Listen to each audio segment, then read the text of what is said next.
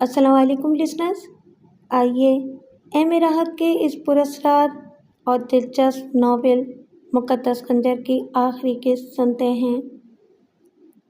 ممکن ہے کہ وہ بھی طور علی کا بھیجا ہوا کوئی جاسوس ہو جو معلومات حاصل ہونے پر پراسرار طریقے سے غائب ہو گیا ہو۔ اس طرح کے معاملات میں یہ لوگ خاص شخصیتوں کے مالک ہوتے تھے۔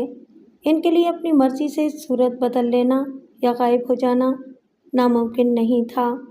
حالانکہ اگر کسی کو اس بارے میں بتایا جاتا تو وہ یقینی طور پر مجھے پاگل ہی سمجھتا، لیکن ایک فرد ایسا تھا جو میری بات کو پاگل پن نہیں سمجھتا تھا اور میں نے اسی سے ملاقات کی، یعنی سرفراز۔ سرفراز کو میں نے تفصیل بتائی تو وہ دبی آواز میں بولا، ادھر آؤ اور اس الماری کو دیکھنے کا بہانہ کرو۔ جب ہم دیوار میں لگی ہوئی شیشے کی الماری کی طرف جا رہے تھے تو وہ بولا، کیا آپ نے اس سوتے ہوئے چہرے والے شخص کو دیکھا ہے جو یقینی طور پر مقامی نہیں ہے، لیکن اس کی تیز آنکھیں اس خنجر کا جائزہ لے رہی ہیں؟ آہ، واقعی میں نے اسے دیکھا ہے۔ میں نے ایک بار پھر گھوم کر اس شخص کو دیکھا تو اسے شیشے کے صندوق کی طرف دیکھتے ہوئے پایا۔ یہ کون ہے؟ میں نے اس سے پوچھا۔ کیا واقعی تم اسے نہیں جانتے؟ بالکل نہیں۔ ظاہر ہے کہ میں اس کی شخصیت سے بالکل ناواقف ہوں، لیکن میں اس کو جانتا ہوں۔ یہ قرون ہے۔ قرون، اگر تمہیں دلچسپی سے اخبار پڑھنے کا شوق ہے تو قرون کے شاندار کارناموں کو تم نے دیکھا ہوگا۔ یہ دنیا کے 3 ملکوں کا چور کہلاتا ہے، امریکہ، فرانس اور برطانیہ۔ پچھلے دنوں اس کے بارے میں خاصی کہانیاں مشہور ہو رہی تھیں۔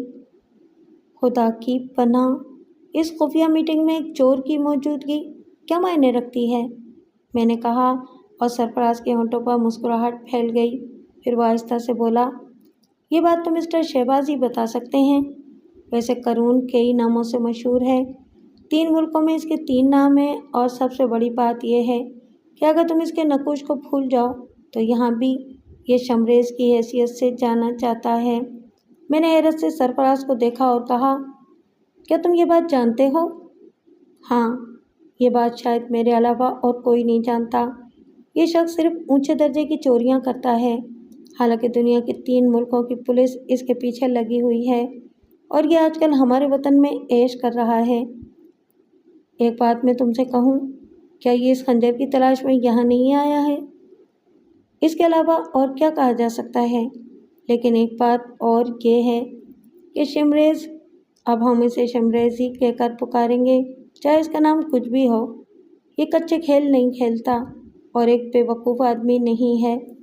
ہاں، ایک بات میرے ذہن میں آتی ہے اور وہ یہ کہ طور علی نے ایک معقول معاوضہ دے کر اسے یہ خنجر چوری کرنے پر آمادہ کیا ہوگا، ورنہ اس خنجر کے لیے جتنے قتل ہوئے ہیں، انہیں جاننے کے بعد شمریز اسے حاصل کرنے کی کوشش نہیں کرے گا۔ وہ ایک چالاک انسان ہے۔ بہت سمجھداری کی بات تھی یہ، اور میں اس پر غور کر رہا تھا۔ واقعی دماغ کی چولیں ہل کر رہ گئی تھیں۔ ابھی تو یہ تمام سلسلہ جاری تھا کہ دفعتاً ایک عجیب واقعہ پیش آیا جس نے سب کو اس طرف متوجہ کر دیا۔ کمرے کے اندر کھڑکیوں کے پیچھے پردے لگے ہوئے تھے۔ ان میں سے ایک شیشے کے صندوق سے پرے جس میں خنجر رکھا ہوا تھا، دیوار کے ساتھ لپٹا ہوا یہ پردہ سرر سرر کی آواز سے نیچے گرا۔ بات بہت معمولی سی تھی۔ ہو سکتا ہے کہ وہ کسی ڈھیلی رسی سے بندھا ہوا ہو، رسی ڈھیلی ہو گئی ہو اور پردہ گرنے کا واقعہ محض اتفاقاً پیش آیا ہو، لیکن جب ہم وہاں گئے اور دیکھا تو معلوم ہوا کہ وہ اتفاقی واقعہ نہیں تھا۔ پردے کے نچلے سرے سے 4 اور فرش سے 5 فٹ اونچائی پر کپڑے کا ایک مربع ٹکڑا صاف کٹا ہوا نظر آیا۔ میں نے حیرت آمیز نظروں سے ادھر ادھر دیکھا۔ دوسرے چند اور افراد بھی حیرت سے کھڑے ہوئے ادھر دیکھ رہے تھے، لیکن کسی کی سمجھ میں نہیں آ رہا تھا اور ہر شخص ایک دوسرے سے اس بارے میں سوال کر رہا تھا۔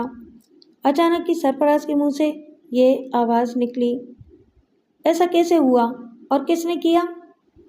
دیکھو، کوئی باہر نہ جانے پائے۔ لیکن اچانک ہی باہر کھڑے ہوئے سپاہی نے بتایا، وہ صاحب جو دبلے پتلے بدن کے مالک تھے ابھی ابھی باہر گئے ہیں۔ سرفراز تو خیر پولیس آفیسر تھا، وہ جس قدر برق رفتاری سے عمل کرتا اس کی تربیت کا حصہ تھا، لیکن میں نے بھی باہر کی جانب دوڑ لگا دی اور برق رفتاری سے اس عمارت کے گیٹ کی جانب دوڑا جس میں میٹنگ ہو رہی تھی۔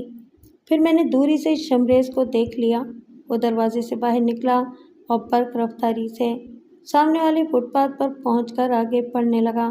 اس کے انداز میں بے فکری اور اطمینان تھا۔ بازاروں کے ہجوم میں کتنے آدمی تھے جو اس کی شخصیت سے واقف ہو سکتے تھے؟ یہ تو صرف سرفراز تھا جسے یہ بات معلوم تھی کہ قرون نامی چور شمریز کی حیثیت سے یہاں موجود ہے۔ میں اس کا تعاقب کرنے لگا۔ ہو سکتا ہے کہ یہ میری غلطی ہو اور اس کا پیچھا کرنے سے کوئی فائدہ حاصل نہ ہو، لیکن میں ان معاملات میں جس قدر ملوث ہو گیا تھا، اس کے بعد کوئی بھی عمل کرنے سے مجھے کوئی پریشانی نہیں ہوتی تھی۔ چنانچہ میں اس کے پیچھے چلتا گیا۔ وہ آگے جا کر ایک چوراہے پر پہنچا جہاں بہت کم لوگ تھے، آگے پیچھے میں، اور وہ دیکھنے والا دیکھتا تو کوئی اندازہ نہیں ہو سکتا تھا۔ پھر اس کے بعد اچانک ہی میرا دل زور زور سے دھڑکنے لگا اور مجھے یوں محسوس ہوا جیسے مجھے چکر آ جائے گا۔ میں نے اس انتہائی خوبصورت عورت کو دیکھا تھا جو سامنے سے اسی جانب آ رہی تھی۔ میں نہیں جانتا تھا کہ یہ اس کے چلنے کا انداز تھا یا اٹھی ہوئی گردن کی رعنائی یا انداز خرام، یا یہ خیال ہی اس سارے معاملے کی تہ میں تھا کہ قرون نے اپنے لیے یہاں سے فرار ہونے کا بندوبست کر رکھا ہے۔ بہرحال اس عورت کا چہرہ دیکھنے سے پہلے یہ یقین میرے دل میں پیدا ہو گیا کہ وہ کوئی ایسی عورت ہے جس کا اس پراسرار خنجر کی تاریخ میں ایک باب رقم کرنے والا کردار ہوگا۔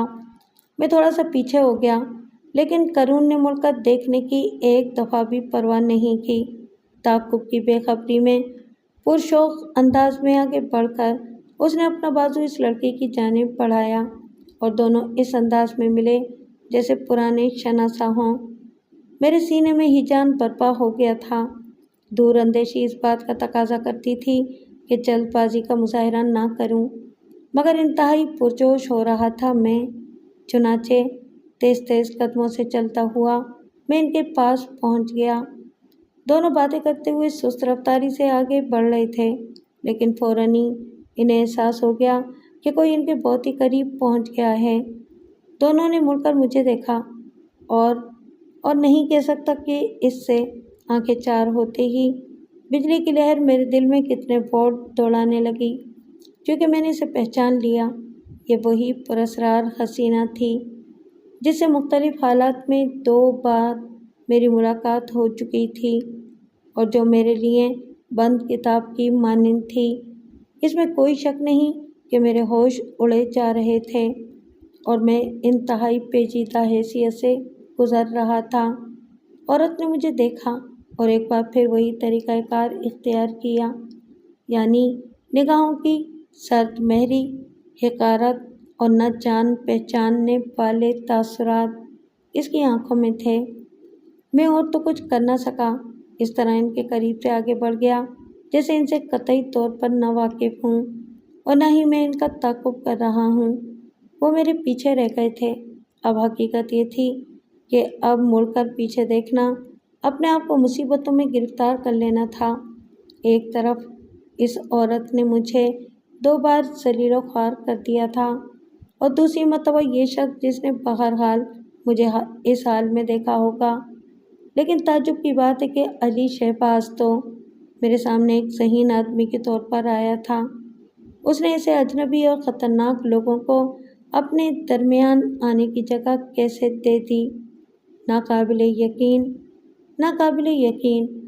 پھر ایک اسی جگہ سے پلٹ کر میں نے پیچھے کی طرف دیکھا جہاں اگر کوئی کسی کو دیکھنے کی کوشش کرے تو اس پر تعجب نہ ہو، اور میرا جو اندازہ تھا وہی بالکل درست تھا۔ وہ دونوں وہاں موجود نہیں تھے۔ بہرحال میں کافی دیر تک اپنی جگہ کھڑا رہا اور ادھر ادھر دیکھتا رہا کہ شاید وہ نظر آ جائیں، لیکن سوال ہی پیدا نہیں ہوتا تھا۔ چنانچہ میں واپس پلٹ پڑا اور تھوڑی دیر بعد میں اسی عمارت کے سامنے تھا۔ یہاں چونکہ میں دوسری جانب سے آیا تھا اور اب اندر ہونے والی کارروائی کے بارے میں مجھے کچھ معلوم نہیں تھا، اس لیے میں نے دیکھا کہ 2 افراد عمارت کے سامنے ایک فٹ پاتھ پر کھڑے عمارت کی مشرقی کھڑکیوں کو گھور رہے تھے۔ میں نے پھٹی پھٹی آنکھوں سے انہیں دیکھا اور میرا خون پانی کی طرح سرد ہو گیا، کیونکہ یہ دونوں شکلیں تو میری شناسا تھیں۔ دماغ کیسے پھٹتا ہے لوگوں کا، شدت حیرت سے کیسے پاگل ہو جاتے ہیں، مجھے نہیں معلوم۔ یا پھر یہ ہو سکتا ہے کہ ایسے الفاظ صرف مثال کے لیے استعمال کیے جاتے ہوں، کیونکہ نہ میں شدت حیرت سے پاگل ہوا تھا نہ میرا دماغ پھٹا تھا، حالانکہ دونوں شکلیں دماغ پھاڑ دینے والی تھیں۔ میری شناسا اور ایسی شناسا جنہیں میں کبھی نہ بھول سکوں۔ ان میں سے ایک تو وہی اسپینش تھا اور دوسرا وہ پراسرار بوڑھا جسے دیکھ کر انسان اپنے ہوش و حواس کھو بیٹھے، جس کی شخصیت انسان کو پاگل کر دے، یعنی طور علی۔ اگر واقعی وہ سفید داڑھی والا شخص طور علی ہی تھا، میں نہیں جانتا تھا کہ اس نے یا اس کے ساتھی نے مجھے دیکھا ہے۔ میں یہ بھی نہیں جانتا کہ اس وقت ان کو عجائب گھر کے سامنے کھڑے دیکھ کر مجھے کیا کرنا اور کیا نہیں کرنا چاہیے تھا، اور میں نے کچھ کیا بھی نہیں۔ طور علی کی شخصیت سے مرعوب ہو کر میں دہشت زدہ ہو کر وہاں کھڑا رہا۔ وہ لوگ چند لمحوں کے بعد بڑی اطمینان اور بے فکری سے وہاں سے روانہ ہو گئے، لیکن میرے قدم اس طرح اپنی جگہ پر جمے ہوئے تھے کہ میں ان کا تعاقب بھی نہیں کر سکا۔ بہت دیر کے بعد میرے ہوش و حواس بہتر ہوئے تو میں میٹنگ ہال کے دروازے کی طرف گیا، لیکن ندامت اور پشیمانی کا یہ احساس دل کو پریشان کر رہا تھا کہ نہ جانے کیوں اس کو دیکھتے ہی میں نے اپنا فرض ادا کرنے میں کوتاہی کی۔ اصولی طور پر مجھے چاہیے تھا کہ آگے بڑھ کر سرفراز کو فوری طور پر اس بارے میں تفصیلات بتاؤں تاکہ کام کا آغاز ہو سکے، لیکن اب میں کچھ نہیں کر سکتا تھا۔ بہتر یہی تھا کہ ان سارے واقعات کو اپنے سینے میں محفوظ رکھوں، اور میں نے ایسا ہی کیا۔ ادھر سیکورٹی ایجنسی کے سربراہ اور خصوصی ذمہ داریوں کے تحت اس عجائب خانے کے انچارج، جس میں ایک خاص مقصد کے تحت اس خنجر کی نمائش کی جانے والی تھی، علی شہباز کے لیے خصوصی طور پر عجائب خانے کے پاس ہی رہنے کا بندوبست کر دیا گیا تھا، اور وہاں اپنی ایک اسپیشل ڈیوٹی کے تحت وہ مقیم ہو گیا تھا۔ اسے خود بھی اس خنجر کی عجیب و غریب کیفیت کا احساس تھا، اور وہ اپنے آپ کو آنے والے وقت کے لیے مستعد رکھنا چاہتا تھا۔ جس سیکورٹی ایجنسی میں وہ کام کرتا تھا، اس میں اس کا ایک بڑا مقام تھا، اور اس نے زندگی کے بیشتر لمحات بڑے شاندار ذمہ داریوں کے ساتھ گزارے تھے، لیکن اس رات نامعلوم کیوں اسے اپنے اٹھنے بیٹھنے سونے میں ہیبت ناک کیفیت محسوس ہونے لگی تھی۔ ویسے وہ ایک بے خوف اور بہادر آدمی تھا، اور اس عمر میں آنے کے باوجود غیر معمولی طاقت اور اعصابی قوت رکھتا تھا۔ تاہم وہ خوف جو اس رات اس پر سوار ہوا عجیب اور نیا تھا۔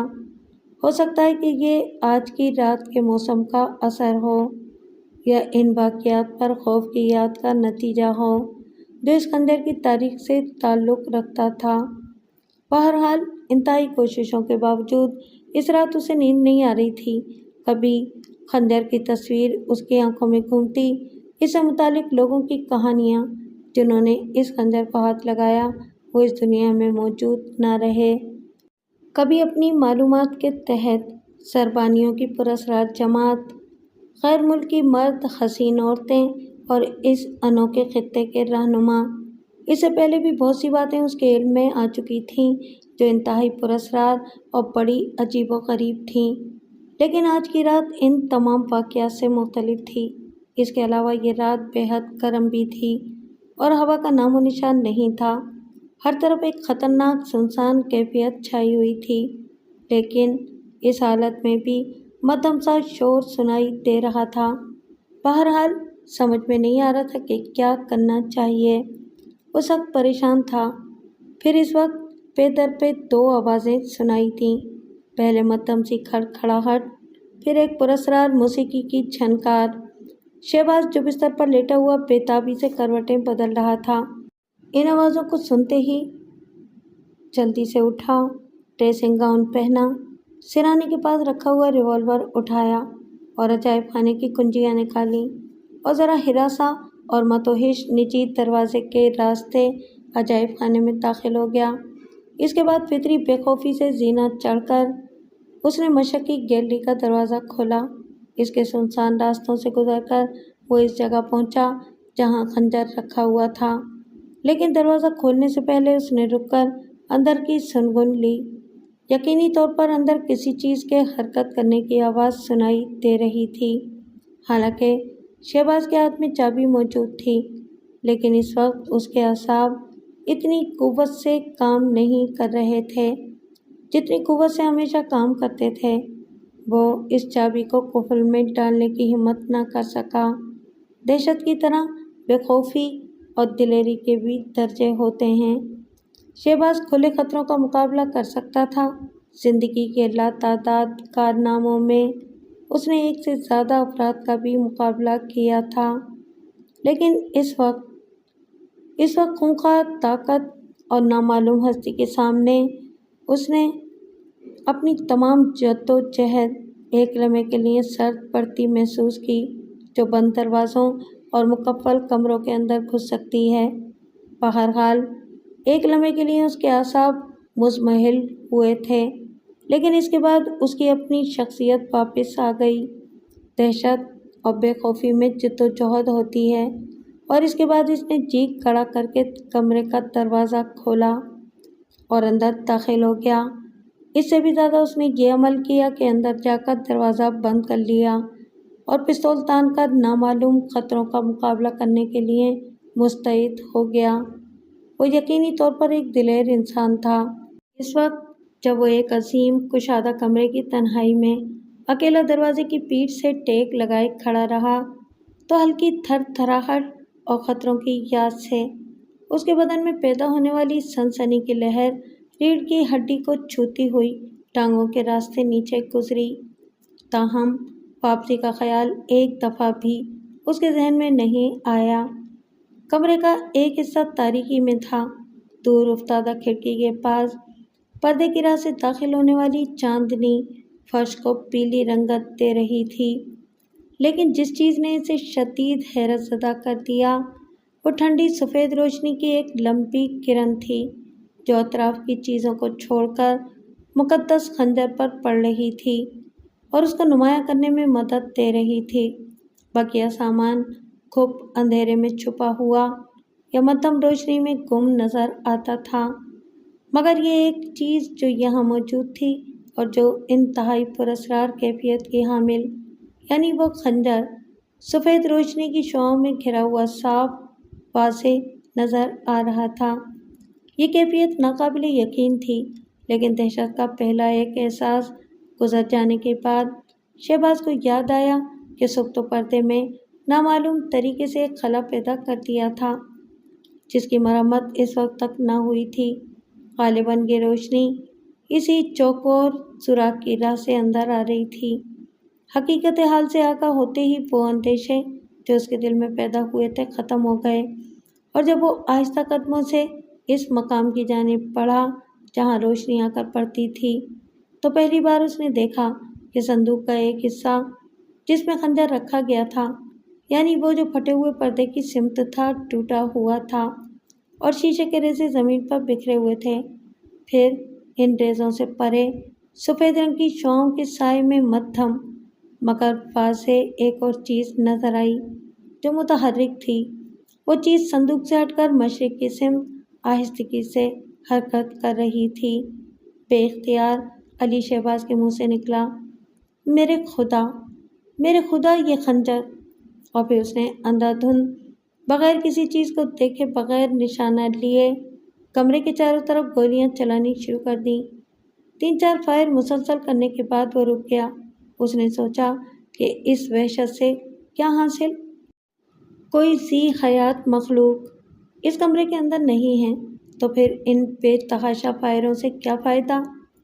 लेकिन वो फायर बेमकसद नहीं साबित हुए, क्योंकि कोई चीज़ मशक की खिड़कियों में न जाने कहाँ लगी और इस खिड़की के टूटे हुए शीशे जमीन पर गिरते सुनाई दिए।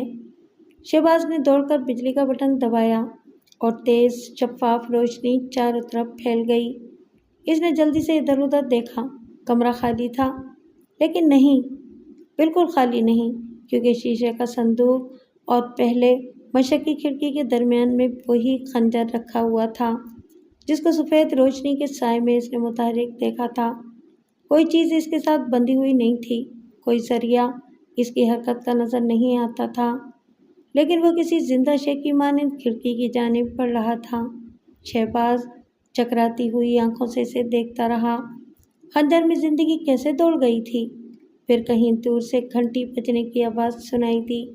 मालूम होता था कि गोलियों की आवाज़ ने पहरेदारों को उठा दिया था। फिर कुछ ही लम्हों के बाद दरवाजे खटखटाने की आवाज़ें आना शुरू हो गईं, लेकिन शहबाज को इनकी परवाह नहीं थी। वो दौड़ता हुआ इस खिड़की के पास गया जिस सिमत में खंजर हरकत कर रहा था। जल्दी से पर्दा हटाया। खिड़की बंद थी, लेकिन निचले हिस्से का चौड़ा शीशा टूटा हुआ था और इसके नोकदार टुकड़ों से खून के सुर्ख कतरे कमरे के फर्श पर टप टप टप गिर रहे थे।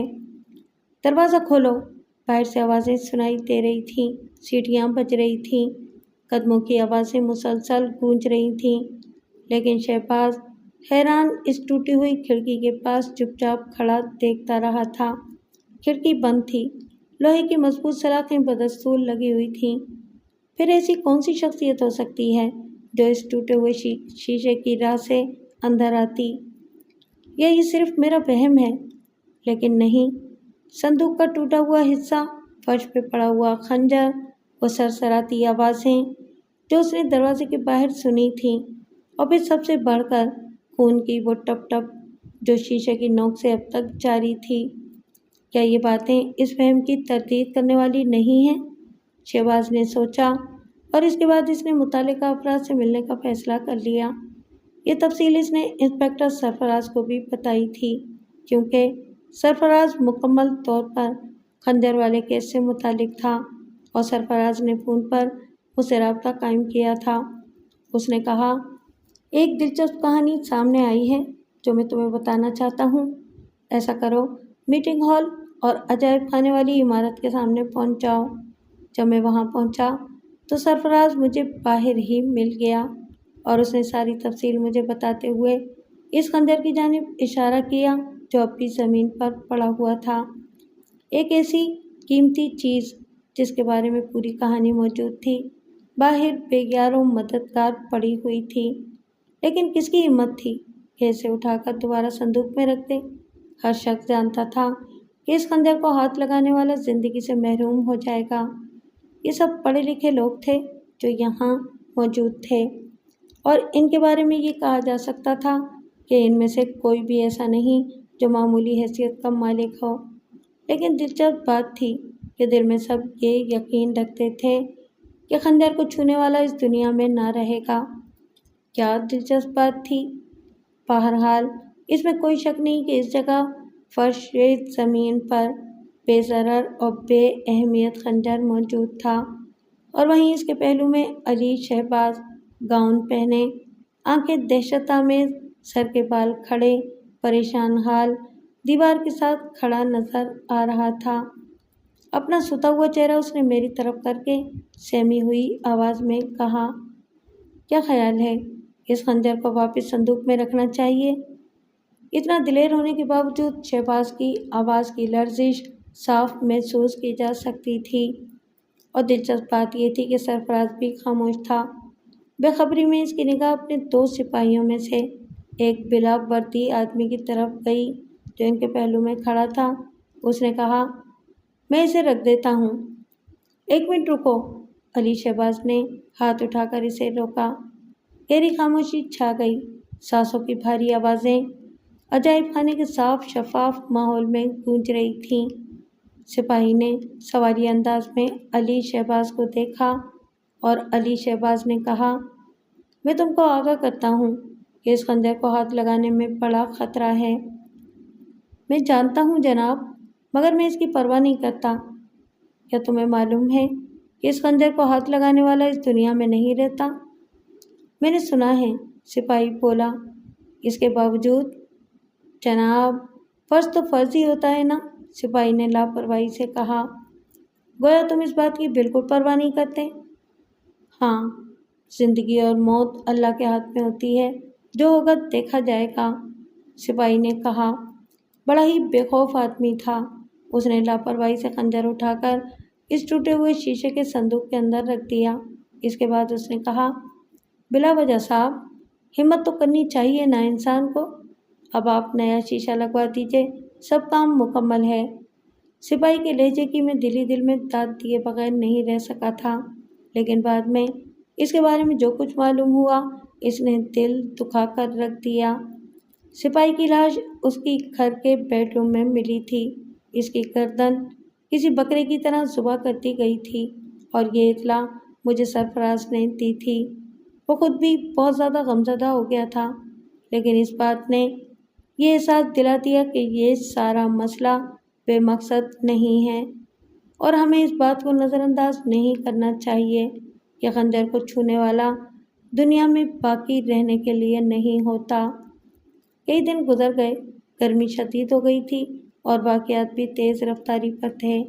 وہ کمرہ جس میں خنجر رکھا گیا تھا، مرمت کی وجہ سے تماشائیوں کے لیے آمد و رفت کے لیے بند تھا۔ کچھ آدمی کھڑکی کے ٹوٹے ہوئے شیشے کی درستگی اور کٹے ہوئے پردے کی تبدیلی میں مشغول تھے، لیکن وہ صندوق جس میں بدنصیب سپاہی نے اپنے ہاتھ سے خنجر رکھا تھا، جو کا تو مرمت کے لیے باقی تھا۔ خنجر کی موجودگی میں شیشہ لگانے کی ہمت کوئی بھی نہیں کر رہا تھا، اس لیے یہ کام ملتوی کر دیا گیا تھا۔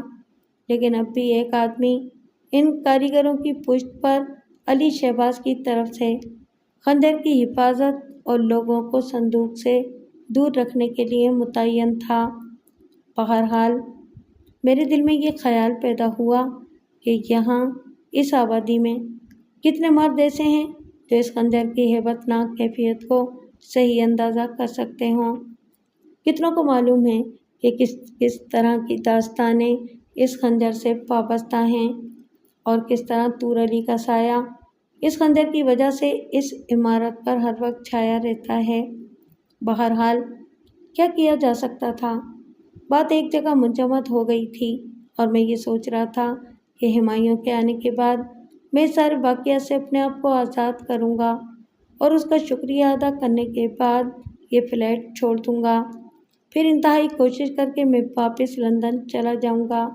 یہاں اب میرے لیے کچھ بھی نہیں رہ گیا ہے۔ لندن کی زندگی بہرحال میرے لیے اجنبی نہیں تھی، اور میں وہاں اپنے لیے کہیں بھی کوئی ٹھکانہ تلاش کر سکتا تھا، اور کچھ ہو نہ ہو، کم از کم وہاں میرے ایسے شناسہ تو نہیں ہوں گے جو میرے خاندانی پس منظر سے واقف ہوں اور یہ جان سکیں کہ میں کون ہوں۔ بس یہی احساسات تھے۔ اس وقت بھی میں ایک بازار سے گزر رہا تھا، اور میرے ذہن میں نہ جانے کیا کیا خیالات آ رہے تھے کہ اچانک مجھے وہی عورت نظر آ گئی۔ کچھ اس طرح سے میرا اور اس کا سامنا ہوا تھا کہ وہ مجھے دیکھ نہیں پائی تھی، اور میں بھی اسے نہیں دیکھ پایا تھا۔ ہم دونوں ایک حادثے کی طرح ایک دوسرے کے سامنے آئے، اور پھر وہ برق رفتاری سے وہاں سے آگے بڑھ گئی۔ میں صرف ہاتھ کھڑا کر کے رہ گیا۔ کوئی بات سمجھ میں نہیں آئی تھی۔ بہرحال یہ پراسرار حسینہ ایک الگ مشکل تھی میرے لیے۔ کون ہے؟ کیا ہے یہ؟ اس دن میں سرفراز کی تلاش میں نکلا تو سرفراز مجھے وہاں عجائب گھر میں ملا، اور میں اس کے پاس پہنچ گیا۔ اب گو یہاں ایک مستقل ذمہ داری ہی لگ گئی ہے میری۔ سرکاری طور پر مجھے اس کے لیے مخصوص کر دیا گیا ہے کہ جب تک اس خنجر کا معاملہ حل نہ ہو، میں ان ذمہ داریوں میں مصروف رہوں۔ کاش اس بارے میں میرے قدم آگے بڑھ سکیں۔ ویسے میں نے اس کمرے کو ایک ایک انچ کر کے دیکھا ہے۔ کھڑکیاں فرش سے زمین تک 30 فٹ کی بلندی پر ہیں، اور باہر لان پر جو بھی زینہ ہیں، ڈنڈوں کا نشان تک نہیں۔ پھر اس کے علاوہ لوہے کی سلاخیں جو کھڑکیوں کے باہر لگی ہوئی ہیں، وہ جوں کی توں موجود ہیں۔ ان حالات میں عقل کام نہیں کرتی کہ کس طرح کوئی آدمی اس کمرے میں داخل ہوا ہو۔ ممکن ہے کہ وہ طور علی کے ان چھوٹی قامت کے بونوں میں سے کوئی ہو، جن میں سے ایک کو میں دیکھ چکا ہوں۔ بونا کیا؟ دودھ پیتا بچہ بھی اس میں سے اندر نہیں آ سکتا۔ تم نے ان پر غور نہیں کیا؟ سرفراز نے کہا۔ لیکن وہ خون جو کھڑکی کے ساتھ لگا ہوا ہے؟ ہاں، اسی خون نے تو پریشان کر دیا ہے۔ ویسے آج رات میں پھر یہاں قیام کروں گا۔ اگر تم چاہو تو تم بھی میرے ساتھ یہاں رکو۔ ایک بات بار بار میرے ذہن میں آتی ہے سرفراز، اگر کوئی ترکیب ہو سکے تو یہ خنجر واپس طور علی کو پہنچا دیا جائے اور ہاتھ جوڑ کر کہا جائے کہ بھائی، ہمیں اس کی ضرورت نہیں ہے۔ تم سمجھ رہے ہو نا میرا مقصد؟ بابا عبدالحق جو گدھے کے سر سے سینگ کی طرح غائب ہو گئے ہیں اور ان کا کہیں کوئی پتہ نہیں ہے۔ یہ صندوقچہ یا خزانہ میرے ہی لیے حاصل کرنا چاہتے تھے، لیکن معاملہ ہی الٹا ہو گیا۔ کئی ایسی مشکلیں پیش آ گئی تھیں جو سمجھ میں ہی نہیں آتی تھیں۔ بہرحال میں اور سرفراز اس رات بھی اس پراسرار جگہ موجود تھے، جہاں سے ہم اس جگہ کا بھرپور جائزہ لے سکتے تھے۔ رات کے نہ جانے کون سے پہر کی بات ہے کہ سیٹی بجنے کی ہلکی سی آواز سنائی دی اور سرفراز نے میرا بازو دبایا۔ ہم دونوں مستعد ہو گئے۔ سرفراز دبے پاؤں آگے بڑھا اور قریب جا کر اس نے دروازہ 7 والے کمرے سے چند انچ کھول دیا۔ میں بھی وہیں موجود تھا۔ مشرق کی وہ کھڑکی جس کی کل رات مرمت ہوئی تھی، پرشور آواز کے ساتھ ٹوٹتی سنائی دی۔ سرد رنگ کا پردہ جو اس کے اندر لگا ہوا تھا ایک طرف ہٹا اور ایک لمبی سی چیز اس صندوق کی طرف بڑھی جس میں خنجر رکھا ہوا تھا۔ پھر یوں لگا جیسے کوئی شخص اندھیرے میں کسی چیز کو ٹٹولتا ہے۔ یہ آوازیں سن کر کم سے کم میرا دل تو بڑی زور سے دھڑکنے لگا تھا۔ باہر کی کھڑکی کی اونچائی 30 فٹ سے کم نہیں تھی، لیکن جو اس تک پہنچا تھا وہ جن تھا جس نے زمین پر کھڑے ہو کر اپنا بازو کھڑکی تک پہنچایا اور اس کا شیشہ توڑ کر آہنی سلاخوں سے صندوق تک لے گیا۔ میرے سرد پسینے کے قطرات پیشانی پر نکل آئے تھے، لیکن سرفراز کی حیرت مختلف تھی۔ جو ہی وہ پراسرار بازو جس کا ہاتھ کسی بہت بڑے کیکڑے کے پنجے سے ملتا تھا صندوق کی طرف بڑھا، سرفراز نے جلدی سے اپنے لباس سے ایک برقی مشعل نکالی اور اس کے دباتے ہی تیز روشنی ٹوٹے ہوئے صندوق سے گزر کر اس ہاتھ تک گئی، لیکن اتنے میں وہ چیز پیچھے ہٹنے لگی اور اس کے ساتھ ہی خنجر بھی۔ اچانک ہی شہباز کی آواز ابھری، جلدی کرو شہباز، جلدی کرو سرفراز، کہیں وہ بھاگ ہی نہ جائیں، ادھر آ کر کھڑکی کھولو۔ سرفراز تو مصروف تھا، لیکن میں نے پاس والی کھڑکی کا پردہ ہٹا کر اسے کھولا اور سرفراز دوسری طرف چلا گیا۔ لیکن ہر طرف ویرانہ، نہ آدمی، نہ آدمزاد، نہ کوئی سینہ، نہ سینے کا نشان۔ ہم لوگ متحیر رہ گئے تھے۔ شہباز میرے پہلو میں کھڑا تھا، لیکن میں نے دیکھا کہ اس کا وہ ہاتھ جو میرے شانے پر رکھا تھا زور زور سے کانپ رہا تھا۔ چند لمحوں کے بعد سرفراز بھی ہماری طرف مڑا۔ اس کے لیمپ کی روشنی میں شہباز کا چہرہ اتنا سرد اور سہما ہوا نظر آتا تھا جس طرح ایک بچے نے بھوتوں کا قصہ سنا ہو، جبکہ نیچے حال میں سپاہی بڑے اطمینان سے گشت کرتے پھر رہے تھے۔ تھوڑی دیر بعد ہم میں سے ہر ایک کو اس بات کا یقین ہو گیا کہ یہ صرف جنات کا کارنامہ ہے اور کوئی چیز نہیں ہے اور ہم کچھ نہیں کر پائیں گے۔ باہر ایک دم ایک ہلکی سی آواز سنائی دی اور اس کے بعد چھت پر دوڑنے کی سی آوازیں، لیکن بیکار، سب کچھ بیکار۔ البتہ بعد کی تحقیق سے یہ ثابت ہو گیا کہ آنے والا دیوار سے کمند لگا کر اور بیلوں کو پکڑ پکڑ کر اترا اور چڑھا تھا۔ حقیقت یہ تھی کہ سرفراز نے بھی اس کا تجربہ کر کے دیکھا اور یہ اندازہ ہو گیا کہ وہ بازونما چیز جو ہم نے شیشے کے صندوق کی طرف بڑھتے ہوئے دیکھی تھی دراصل ایک طرح کا آلہ تھا جس سے مالی درختوں کی شاخیں کاٹا کرتے ہیں۔ اس کے سرے پر اس طرح کا دستہ لگا ہوا تھا جس کو رسی کھینچ کر دور ہی سے کھولا اور بند کیا جا سکتا تھا، لیکن وہ بات ہم تینوں کی سمجھ میں نہیں آ سکی۔ وہ چیخ کی ہیبتناک آواز تھی اور اس کے سلسلے میں کچھ بھی سمجھ میں نہیں آتا تھا کہ کیا کیا جائے۔ یہ رات خوف اور ندامت کی رات تھی۔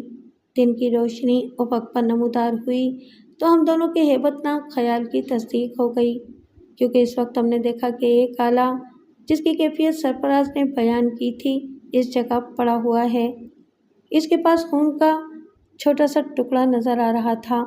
چھپ کر دیکھا تو ایک کٹا ہوا انسانی ہاتھ بے رنگ اور مردہ اس آلے کو اپنی گرفت میں لیے ہوئے تھا۔ اس ہاتھ کو دیکھ کر ہمارے دل ہل گئے تھے۔ ہاتھوں پر پٹی بندھی ہوئی تھی اور کل رات کی ٹوٹے ہوئے شیشے کی نوک اب بھی اس میں چبھی ہوئی تھی۔ کیا سمجھے؟ سرفراز نے مجھ سے کہا اور پھر ایک پراسرار مسکراہٹ کے ساتھ بولا، جانتے ہو یہ ہاتھ کس کا ہے؟ مجھ سے زیادہ اسے اور کوئی نہیں پہچان سکتا۔ جو شخص خنجر لے بھاگا ہے اس کا نام کرون ہے، یعنی مقامی نام شمروز۔ سوال یہ ہے کہ اب وہ خنجر کس کے پاس ہے، کرون کے پاس یا طور علی کے پاس؟ پھر اس کے بعد یوں محسوس ہوا جیسے خنجر کا مسئلہ ختم ہو گیا ہو۔ اس میں کوئی شک نہیں کہ پچھلے دنوں جو ہنگامہ آرائی رہی تھی اس نے میرے ہوش و حواس چھین لیے تھے اور میں اور سرفراز عجیب و غریب حالات کا شکار رہے تھے۔ کچھ دوسرے افراد بھی ان حالات کا شکار ہو گئے تھے۔ ایک سپاہی زندگی کھو بیٹھا تھا، ساری باتیں اپنی جگہ، لیکن بہرحال جو کچھ ہوا تھا ناقابل فہم تھا۔ البتہ خنجر کے عجائب گھر سے چوری ہونے کے بعد بڑا سکون چھا گیا تھا۔ پریشانی ہوئی تو انتظامیہ کے ان افراد کو ہوئی ہوگی جو اس سلسلے میں جواب دہی کے ذمہ دار تھے، جیسے شہباز، لیکن اس شخص سے ہمارا کوئی گہرا واسطہ نہیں تھا۔ چند روز تک تو ہنگامہ آرائی رہی اور اس کے بعد سرفراز سے بھی میری ملاقاتیں کم ہو گئیں۔ ہمایوں نے البتہ 2-3 بار فون پر بتایا تھا کہ اس کی مصروفیات کچھ بڑھ گئی ہیں۔ اس نے کہا تھا کہ اے میرے دوست، تم اطمینان سے فلیٹ پر رہو، کہیں اور جانے کی کوئی ضرورت نہیں ہے۔ جب تک میں واپس نہ آ جاؤں کوئی فیصلہ کرنے کی کوشش مت کرنا۔ مجھے صورتحال کا علم ہے، ممکن ہے کہ تمہارے لیے میں کوئی بہتر صورتحال دریافت کر سکوں۔ میں نے اپنا تجزیہ کیا۔ خاندان والوں کی طرف سے اب رخ کرنے کو دل ہی نہیں چاہتا تھا۔ ان لوگوں نے سوچا ہوگا کہ وہ قیمتی خزانہ حاصل کرنے کے بعد میں بابا عبدالحق کے ساتھ کہیں روپوش ہو گیا ہوں اور اب زندگی کے مزے لے رہا ہوں گا۔ ان جاہل بدبختوں کو یہ بات معلوم ہی نہیں تھی کہ وہ خزانہ میرے لیے کتنا مشکل ثابت ہوا تھا۔ جان کے لالے پڑ گئے تھے۔ بابا عبدالحق کے بارے میں بھی سوچنا چھوڑ دیا تھا۔ ہو سکتا ہے کہ وہ بھی کہیں موت کا شکار ہو گئے ہوں، حالانکہ انہوں نے اس صندوقچے کو ہاتھ نہیں لگایا تھا، لیکن اب دماغ کو خراب کرنے سے فائدہ نہیں تھا۔ تو بات وطن اور اہل وطن کی ہو رہی تھی۔ ہمایوں نے فون پر مجھ سے کہا تھا کہ فکر نہ کروں، اور واقعی اس نے میرے لیے سارے انتظامات بھی کر دیے تھے۔ بے شک لندن جانے کا خیال کئی بار دل میں آیا تھا، لیکن اگر وطن میں واقعی کوئی سہارا مل جاتا ہے تو اپنا وطن وطن ہی ہوتا ہے۔ اہل وطن کو دور سے بھی دیکھ کر سکون ملتا ہے، جبکہ گوری چمڑی والے اپنے کلچر سے الگ لوگ کتنے ہی قریب آئیں لیکن اجنبی ہی محسوس ہوتے ہیں۔ چنانچہ میں پھر رک گیا اور اپنی تھوڑی بہت ذمہ داریوں کو پورا کر رہا تھا۔ میرے پاس کچھ رقم بھی تھی جو میرا ساتھ دے رہی تھی۔ زندگی کی ہر چیز میرے پاس موجود تھی، لیکن جب کرنے کو کچھ نہیں ہوتا انسان کے پاس تو وہ اپنے لیے مشکلیں تلاش کرتا ہے۔ خنجر والے معاملے کو بھولا تو خیر کسی صورت نہیں جا سکتا تھا، لیکن بس اس کی یادیں ذہن سے ذرا پرے ہی رکھنی تھیں۔ لیکن پھر یہ سلسلہ دوبارہ جڑتا ہوا محسوس ہوا۔ اس دن میں ایک مخصوص علاقے سے گزر رہا تھا کہ میں نے اس پراسرار حسینہ کو دیکھا۔ وہ مجھ سے بے خبر سامنے چلی جا رہی تھی۔ اس کے چہرے پر نقاب تھا، لیکن اس کی آنکھیں بھلا کیسے بھولی جا سکتی تھیں۔ میں برق رفتاری سے اس کے پیچھے چل پڑا۔ اسے میرے آنے کا علم نہیں تھا۔ بہرحال میں تیز رفتاری سے اس کا پیچھا کرتا ہوا اس بلڈنگ میں داخل ہو گیا اور پھر اس کے ساتھ ساتھ ہی اس کے فلیٹ کے دروازے تک پہنچ گیا۔ تب اسے پہلی بار یہ احساس ہوا کہ میں اس کے پیچھے موجود ہوں۔ اس نے متجسس نظروں سے مجھے دیکھا۔ تب میں نے ہنس کر کہا، اب آج ہی آپ وہی رویہ اختیار کریں گی؟ یعنی آپ کی آنکھوں میں میرے لیے نفرت اور حقارت ہوگی اور آپ تعجب سے پوچھیں گی کہ میں کون ہوں؟ آپ مجھے بالکل نہیں جانتی۔ وہ خاموشی سے مجھے دیکھتی رہی۔ پھر اس نے آہستہ سے کہا، آئیے، میرے ساتھ آئیے۔ میں اس کے پیچھے اندر داخل ہو گیا۔ اس کے فلیٹ میں سناٹا اور خاموشی تھی اور میں اس کا راز معلوم کرنے پر آمادہ تھا۔ فلیٹ کا دروازہ اس نے میرے سامنے ہی کھولا تھا، جس سے یہ بات ظاہر ہوتی تھی کہ وہ جہاں بھی گئی تھی اپنے فلیٹ کو مکفل کر کے گئی تھی۔ لیکن بہرحال میں اس کے راز کو جاننے کے لیے بڑی شدت سے طلبگار تھا۔ وہ اندر داخل ہو کر ایک کمرے کی جانب بڑھی اور میں اس کمرے میں داخل ہو گیا، لیکن ابھی میں نے اسے کوئی بات نہیں کی تھی کہ مجھے ایک بھاری آواز سنائی دی، اپنے ہاتھ سر کے اوپر اٹھا لو دوست، ورنہ کئی گولیاں بے آواز نکلیں گی اور تمہارے بدن میں گہرے سوراخ ہو جائیں گے۔ یہ ایک بھاری آواز تھی اور اس کے ساتھ ہی پراسرار عورت نے پلٹ کر میری طرف دیکھا اور پھر پھرتی سے میرے لباس کی تلاشی لینے لگی۔ سرفراز کا دیا ہوا پستول میرے پاس ہی رہتا تھا۔ اس نے وہ پستول میرے لباس سے نکال لیا اور میں اس کی پھرتی دیکھ کر دنگ رہ گیا۔ دل میں نے سوچا کہ بیوقوف آدمی ایسی مصیبتیں خریدتے پھرتے ہیں، تم خود اپنے لیے بلا وجہ کا عذاب مول لے رہے ہو۔ اس آواز نے پھر کہا، چلو تم دروازہ بند کر دو شینا، اور لڑکی نے آگے بڑھ کر دروازہ بند کر دیا۔ لیکن پہلی بار مجھے اندازہ ہوا تھا کہ لڑکی کا نام شینا ہے۔ پھر وہ شخص میرے سامنے آ گیا جس نے مجھ پر پستول تانا تھا اور میں نے اسے ایک نظر دیکھ کر ہی پہچان لیا۔ یہ لازمی طور پر کرون تھا۔ کرون، لیکن وہ جس حالت میں تھا وہ دیکھنے کے قابل تھی۔ اس کا چہرہ شدید زخمی تھا، ماتھے پر پٹیاں کسی ہوئی تھیں اور وہ اس وقت بہت بری حالت میں نظر آتا تھا۔ اس کا چہرہ اتنا لاغر ہو رہا تھا اور بدن اتنا کمزور کہ اسے دیکھ کر مجھے شدید حیرت ہوئی۔ وہ تو ایک شاندار شخصیت کا مالک تھا۔ بہرحال اس نے سخت لہجے میں کہا، موت اتنی آسان چیز نہیں ہوتی، تم مجھے یہ بتاؤ کہ آخر تم شینا کے پیچھے کیوں لگے ہوئے ہو اور اس وقت تمہارا یہاں آنا کیا معنی رکھتا ہے؟ میں آپ سے ایک بات پوچھنا چاہتا ہوں، کیا وہ خنجر آپ کے پاس موجود ہے؟ یہ میں تمہیں ذرا مکمل طریقے سے بتاؤں گا، اس نے کہا، اور اس کے بعد پستول کے بل پر جو کچھ میرے ساتھ ہوا وہ میری مجبوری تھی۔ انہوں نے ایک موٹا رومال میرے منہ میں ٹھوس دیا اور گردن میں ایک رسی پیچھے کی سمت باندھ دی، کلائیوں کو پیچھے کی جانب پیٹھ کی طرف کسا اور پھر ایک طرف لے جا کر انہوں نے میرے بے بس بدن کو دیوار میں لگی ہوئی کھٹیوں کے ساتھ مضبوطی سے کس دیا۔ بندھی ہوئی آنکھوں کی وجہ سے میں دیکھنے سے قاصر تھا، لیکن ان آوازوں کی بنا پر جو کمرے میں پیدا ہو رہی تھیں، معلوم ہوا کہ کرون اور شینا رخصت ہونے کی تیاری کر رہے ہیں۔ انہوں نے جلدی کچھ چیزیں اکٹھی کر کے باندھی اور پھر کھلے دروازے سے باہر چلے گئے۔ خاموشی طاری ہو گئی، میری آواز تک بند تھی اور میری سمجھ میں نہیں آتا تھا کہ کیا کروں۔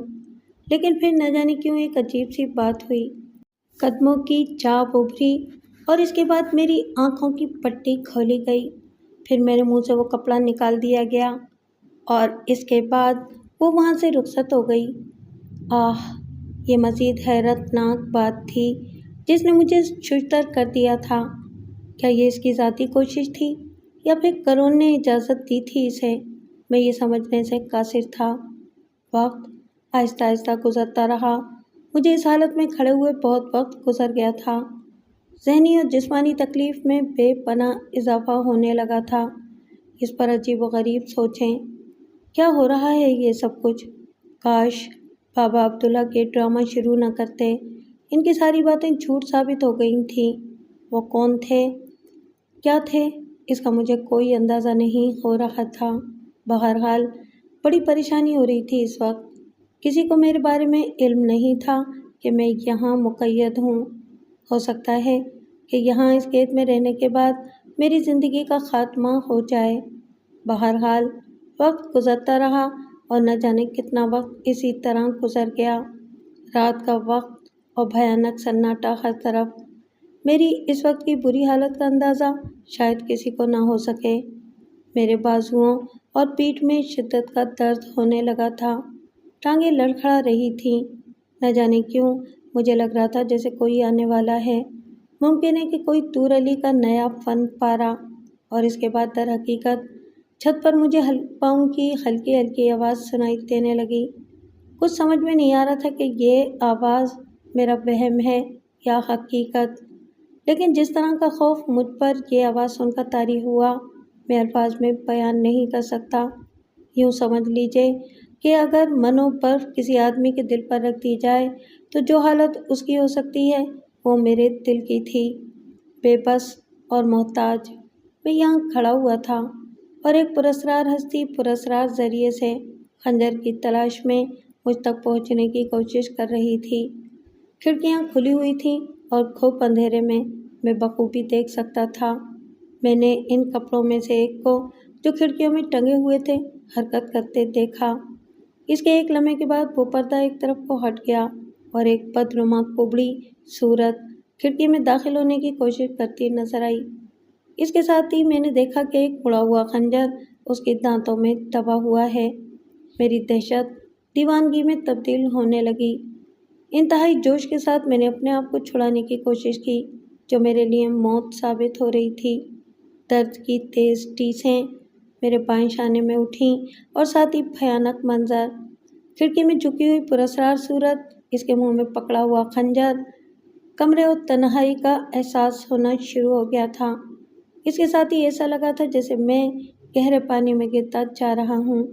کسی چیز کے ٹوٹنے کی آواز اور پھر بے خبری اور بے ہوشی۔ میرا جسم دماغ تھکن کا احساس فراموش کرنے میں کامیاب ہو گیا۔ پھر جب ہوش آیا تو میں نے اپنے آپ کو سرفراز کے سامنے پایا۔ سرفراز نے کہا، خدا کا شکر ہے کہ تم ہوش میں آ گئے، لیکن میری سمجھ میں نہیں آیا کہ تم وہاں پہنچ کیسے گئے تھے۔ آہ، شاید میں کچھ نہ بتا سکوں اس بارے میں، لیکن مجھے بھی یقین نہیں آ رہا سرفراز کہ اس اجنبی جگہ تم کیسے آ گئے۔ بس اتفاق کی بات ہے۔ یوں سمجھو کہ قدرت نے میری رہنمائی کی ہے۔ میں اس علاقے سے گزر رہا تھا کہ میں نے ایک آدمی کو اس کھڑکی کی جانب جاتے دیکھ لیا، اور یہ شخصیت ایسی تھی کہ میں اس کی طرف متوجہ ہوئے بغیر نہ رہ سکا۔ سب سے بڑی بات یہ تھی کہ وہ برقی تاروں کے ذریعے اس کھڑکی تک پہنچا تھا۔ بس یہ سمجھو کہ عام لوگ ایسی جرأت کے بارے میں سوچ بھی نہیں سکتے۔ بہرحال وہ 40 فٹ کی بلندی سے اتنی اوپر گیا تھا، اور جب میں نے اسے ٹریس کیا تو وہ اتنی ہی بلندی سے درخت پر کودا، پھر درخت سے زمین پر، اور پھر اس کے بعد میں نے دیکھا کہ وہ بلی کی طرح ایک طرف کو بھاگ نکلا ہے۔ کیا تمہیں یہ بات معلوم ہے کہ کرون یا تمہارے الفاظ میں شمریز اسی مکان میں رہتا تھا؟ نہیں، میں یہ بات نہیں جانتا۔ کیا ایسی بات ہے؟ ہاں، لیکن تمہارا کیا خیال ہے؟ حیرت کی بات ہے کہ خنجر اس وقت اس کے قبضے میں ہے، اور شاید یوں لگتا ہے جیسے طور علی کرون تک پہنچنے میں ناکام رہا ہے۔ سرفراز نے بے چینی سے اپنے دونوں ہاتھ ملے اور بولا، اگر ایسی بات ہے تو ہمیں ایک خیال دل سے نکالنا ہوگا۔ وہ کیا؟ یہ کہ طور علی کوئی غیر حقیقی شخصیت نہیں ہے۔ وہ بے شک ایک ایسے گروہ کا سربراہ ہے جو انتہائی خوفناک صلاحیتیں رکھتے ہیں، لیکن ایسا نہیں ہے کہ ہر ایک پر قابو پا لیں۔ کیا کہتے ہو اس بارے میں؟ کچھ کہا نہیں جا سکتا۔ بقول تمہارے اگر خنجر کرون کے قبضے میں ہے، بلکہ میں سمجھتا ہوں کہ ایسا ہے، اور اگر ایسا نہ ہوتا تو طور علی کا ہر کارہ اس عمارت تک پہنچنے کی کوشش نہ کرتا۔ شاید ایسا ہی ہو۔ بہرحال ہم لوگ کافی دیر تک باتیں کرتے رہے۔ بعد میں مجھے اندازہ ہو گیا کہ یہ ہمایوں ہی کا فلیٹ ہے۔ کافی دیر تک یہاں رہنے کے بعد سرفراز نے مجھ سے اجازت مانگی اور مسکرا کر بولا، یہ تو وہ والی بات ہے کہ ہم تو کمبل کو چھوڑنا چاہتے ہیں، لیکن کمبل ہمیں نہیں چھوڑ رہا، یعنی یہ کہ یہ سلسلہ ختم ہونے کا نام نہیں لے رہا۔ بہرحال دیکھتے ہیں۔ جب وہ چلا گیا تو میں نے اپنی کیفیت کا جائزہ لیا۔ میں نہ زخمی تھا نہ بیمار، کوئی ایسی بات نہیں تھی۔ چنانچہ تھوڑی دیر کے بعد میں نے اپنے آپ کو مطمئن کر لیا۔ پھر وقت گزرتا رہا۔ رات حسب معمول گرم تھی اور کھڑکی سے باہر گاڑیوں کی آمد و رفت کا شور مدھم پڑ گیا تھا۔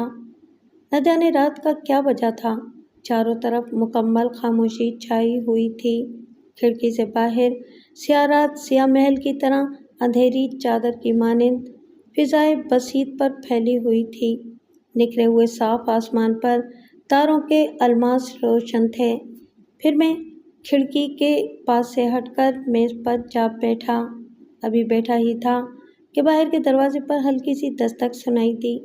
شاید یہ میرا وہم تھا یا میری دماغی پریشانی۔ میں نے اس دستک کو سنتا رہا، پھر باہر آیا۔ ایک عجیب طرح کی دہشت مجھ پر سوار ہو گئی۔ میں اس دستک کو سنتا رہا اور پھر باہر آیا۔ ایک عجیب طرح کی دہشت مجھ پر سوار ہو گئی۔ میں نے جلدی سے بجلی کا بٹن دبایا اور اس کی روشنی میں بند دروازے کی طرف دیکھنے لگا۔ ایک دفعہ دل میں آیا کہ آگے بڑھ کر دروازہ کھول دوں، لیکن پھر سوچا نہ جانے کون ہے یہ جو گھنٹی کی بجائے دروازہ بجا رہا ہے۔ اپنے کمرے میں واپس جا کر میں نے پستول جیب میں رکھا۔ دستک پھر سنائی دی اور پھر میں نے دیکھا کہ کسی نے لیٹر باکس کا ڈھکن جو دروازے میں لگا ہوا تھا ذرا سا اٹھایا۔ میں نے جھٹ بلب بند کر دیا۔ دروازے کی طرف سے آنے والی مدھم روشنی اس بات کا ثبوت تھی کہ لیٹر باکس کا ڈھکن اب اونچا اٹھا ہوا ہے اور یہ باہر کے لیمپ کی روشنی تھی جو اس درز سے اندر داخل ہو رہی تھی۔ بڑی خاموشی سے اس کو جھکا دیا گیا۔ پھر ایک بار وہی دستک سنائی دی تو میں نے روبدار لہجے میں پوچھا، کون ہے؟ لیکن میری کسی بات کا کوئی جواب نہیں ملا۔ ایک عجیب طرح کی کشمکش میرے دل و دماغ میں برپا ہو گئی تھی۔ کیا کروں، کیا نہ کروں، کون آیا ہے یہ؟ آدھا منٹ، ایک منٹ، پھر وہی آواز سنائی دی۔ ایک قدم آگے بڑھ کر میں نے اور زیادہ گرجدار لہجے میں کہا، کون ہے؟ کیا چاہتے ہو؟ اور جب تک نہیں بولو گے تو میں دروازہ نہیں کھولوں گا۔ لیٹر باکس کا ڈھکنا ہلنے لگا اور اس کے ساتھ ہی میں نے اپنے بچاؤ کے لیے ایک عمل کیا اور میں دروازے کی طرف بڑھا اور پاس جا کر دو زانوں بیٹھ گیا۔ ڈھکنا اب پوری طرح اٹھ گیا تھا۔ اس کے سوراخ کی راہ سے میں نے باہر کی طرف دیکھنے کی پوری کوشش کی۔ روشنی میں دو آنکھیں چمکتی ہوئی نظر آئیں، لیکن میں ان کو دیکھ کر اس بات کا فیصلہ نہیں کر سکا کہ وہ کس کی ہیں اور کون اس پراسرار طریقے سے دروازے کے ساتھ لگا کھڑا ہے۔ لیکن اب میری قوت برداشت جواب دیتی جا رہی تھی۔ کچھ کرنا ضروری تھا۔ چنانچہ میں نے پستول کی نال اس شگاف سے اندر داخل کی اور کہا، تم کون ہو؟ میں فائر کرتا ہوں، لیکن اب بھی کوئی جواب نہیں ملا۔ لیکن اچانک ہی ایک عجیب طرح کا دھواں اور غبار اس شگاف کی راہ سے اندر آتا محسوس ہوا اور صرف ایک لمحے کے اندر اندر مجھے اپنی ناک، آنکھیں اور منہ بند ہوتا ہوا محسوس ہوا۔ میرے اعصاب اس طرح میرا ساتھ چھوڑ گئے کہ میں بیان نہیں کر سکتا۔ مجھے یوں لگا جیسے میرے ہاتھ پاؤں ٹھنڈے ہوتے جا رہے ہیں۔ پستول پر بھی میری گرفت قائم نہ ہو پائی اور میں نے پستول گرنے کی آواز سنی، لیکن یہ آخری ہوش کا احساس تھا جو مجھے ہوا۔ اس کے بعد کوئی ایسا احساس نہ رہا۔ پھر جب آنکھ کھلی تو میں نے محسوس کیا کہ میں ایک چھوٹے سے کمرے کے اندر خوشنما گدے دار صوفے پر پڑا ہوا ہوں۔ جگہ بالکل نئی ہے۔ ایک زرد رنگ کا کمرہ جس کی دیواروں پر زرد ریشم کے پردے لٹکے ہوئے تھے اور فرش پر زرد ہی رنگت کا ایرانی قالین بچھا ہوا تھا، جو بھی فریم میں جلتی ہوئی شمع کی روشنی سبز شیشوں سے خارج ہو رہی تھی۔ سنہرے رنگ کی میزیں جن پر پتھر جڑے ہوئے تھے سلیقے سے رکھی ہوئی تھیں۔ اول سے آخر 3 ہی رنگ اس کمرے میں تھے، سنہرا، پیلا، سبز۔ اس کے علاوہ چوتھا رنگ نظر نہیں آ رہا تھا۔ میں نے آنکھیں ملنے کی کوشش کی، پھر پیشانی پر ہاتھ پھیرا، دکھتے ہوئے سر کو پکڑ کر دبایا، لیکن یہ خواب جوں کا توں قائم تھا۔ میری پشت پر 2 کارنس بنے ہوئے تھے جن پر سونے کے برتن رکھے ہوئے تھے۔ جس صوفے پر میں پڑا ہوا تھا اس کی رنگت زرد اور سنہری تھی۔ میں نے اس کمرے کو پھر اطمینان کے ساتھ دیکھنے کی کوشش کی۔ لیکن نہ اس میں دروازہ تھا نہ کھڑکی، بالکل بند کمرہ، صرف 3 رنگوں میں گھرا ہوا۔ کمرے کی فضا بھاری اور کثیر تھی۔ بہرحال کچھ سمجھ میں نہیں آ رہا تھا کہ یہ کون سی جگہ ہے، شاید کوئی قبر۔ دفعتاً میں نے ہلکی سفید لکیر پراسرار دھونی کی شکل میں بل کھاتی ہوئی دیکھی۔ سونے کا بنا ہوا ایک اونچا سا نچور دان تھا جس میں لاتعداد فیروزے جڑے ہوئے تھے۔ بہرحال میں دیر تک مخمور نظروں سے اسے دیکھتا رہا۔ ایک بار میں نے اٹھنے کی کوشش کی، مگر کچھ اس طرح سے چکر آیا کہ آنکھیں خود بخود بند ہو گئیں۔ چنانچہ میں بے بسی سے پڑا رہا۔ بہرحال وقت زیادہ نہیں گزرا تھا کہ ایک ہلکی سی آواز کے ساتھ ایک دراز قامت، ڈھیلے ڈھالا زعفرانی لباس پہنے، پاؤں میں زرد جوتا اور سر پر سبز رنگ کی پگڑی میرے سامنے نمودار ہوا۔ وہ ایک سفید داڑھی والا عمر رسیدہ آدمی تھا جس کا چہرہ انتہائی شاہانہ حیثیت رکھتا تھا۔ آنکھیں تیز اور ناک عقاب کی طرح مڑی ہوئی۔ سختی اور غصہ کسی پرعتاب شخص کی شکل میں اس کے چہرے پر موجود تھا۔ اس نے دونوں بازو چھاتی پر باندھے اور متجسس نگاہوں سے میری طرف دیکھنے لگا۔ میں نے بڑی مشکل سے اپنے ذہن پر قابو پایا اور غور سے اسے دیکھا۔ اگر میرا اندازہ غلط نہیں تھا تو یہ وہی شخص تھا جسے طور علی کے نام سے یاد کیا جا سکتا تھا۔ وہ بہت ہی دہشت انگیز شخصیت کا مالک تھا۔ پھر اس نے بہت ہی نرم لہجے میں کہا، اور میں جانتا ہوں کہ تم مجھے جانتے ہو شعور ظفریاب۔ میں نے یہاں تمہیں ایک خاص مقصد کے لیے بلایا ہے۔ میں ماضی کی ایک بھی بات دہرانا نہیں چاہتا۔ میں جانتا ہوں کہ یہاں کی پولیس مجھے دن رات تلاش کر رہی ہے، لیکن وہ میری تلاش میں کبھی کامیاب نہیں ہوگی۔ تاہم میں ضرورت سے ایک پل بھی زیادہ یہاں نہیں ٹھہرنا چاہتا۔ ایک مقدس فرض کی ادائیگی مجھے اس جگہ لے کر آئی ہے۔ میرا وہ فرض پورا ہو گیا تو میں یہاں سے چلا جاؤں گا۔ میں خصوصاً تمہیں مبارکباد دیتا ہوں کہ تم نے اس خنجر کو چھونے کی کوشش نہیں کی اور اپنے لیے وہ سزا نہ تلاش کی۔ میں صرف ایک بات معلوم کرنا چاہتا ہوں۔ اس وقت خنجر میرے علم سے باہر ہو گیا ہے اور مجھے نہیں معلوم کہ وہ کہاں ہے۔ اگر آپ ایسی ہی پراسرار قوتوں کے مالک ہیں تو اپنی قوتوں سے پتہ کیوں نہیں چلا لیتے؟ دیکھو، مجھ سے ایسی بات مت کرو جو مجھے مشتعل کر دے۔ میرے دل میں تمہارے لیے برے خیالات نہیں ہیں۔ تمہیں یہاں لانے کا ایک خاص مقصد ہے اور میں اس خاص مقصد کی تکمیل چاہتا ہوں۔ بتاؤ، کیا چاہتے ہو مجھ سے؟ تم کرون کو تلاش کرو۔ اس کی ساتھی لڑکی شینا تم سے متاثر ہے۔ اگر تم کرون کے بارے میں پتہ لگا سکو تو میں تم سے رابطہ قائم رکھوں گا۔ مجھے اس کے بارے میں بتا دینا، اور نتیجے میں تمہیں جو فائدے حاصل ہو سکتے ہیں اور حاصل ہوں گے، میں اپنی مدد کرنے والوں کو بے یار و مددگار نہیں چھوڑوں گا۔ اب آگے جو کچھ بھی ہوگا میری ضرورت کے تحت ہوگا۔ بس اتنا ہی کہنا تھا مجھے۔ اس سے پہلے کہ میں کوئی ایک لفظ بھی اس سے کہتا، وہ پلٹا اور اس کے بعد اس طرح غائب ہو گیا کہ میں تصویر حیرت بنا رہ گیا۔ کوئی دروازہ کھلا تھا نہ بند ہوا تھا۔ وہ ہوا کی طرح اندر آیا تھا اور ہوا کی طرح غائب ہو گیا تھا۔ میری سمجھ میں نہیں آیا کہ وہ کیسے چلا گیا۔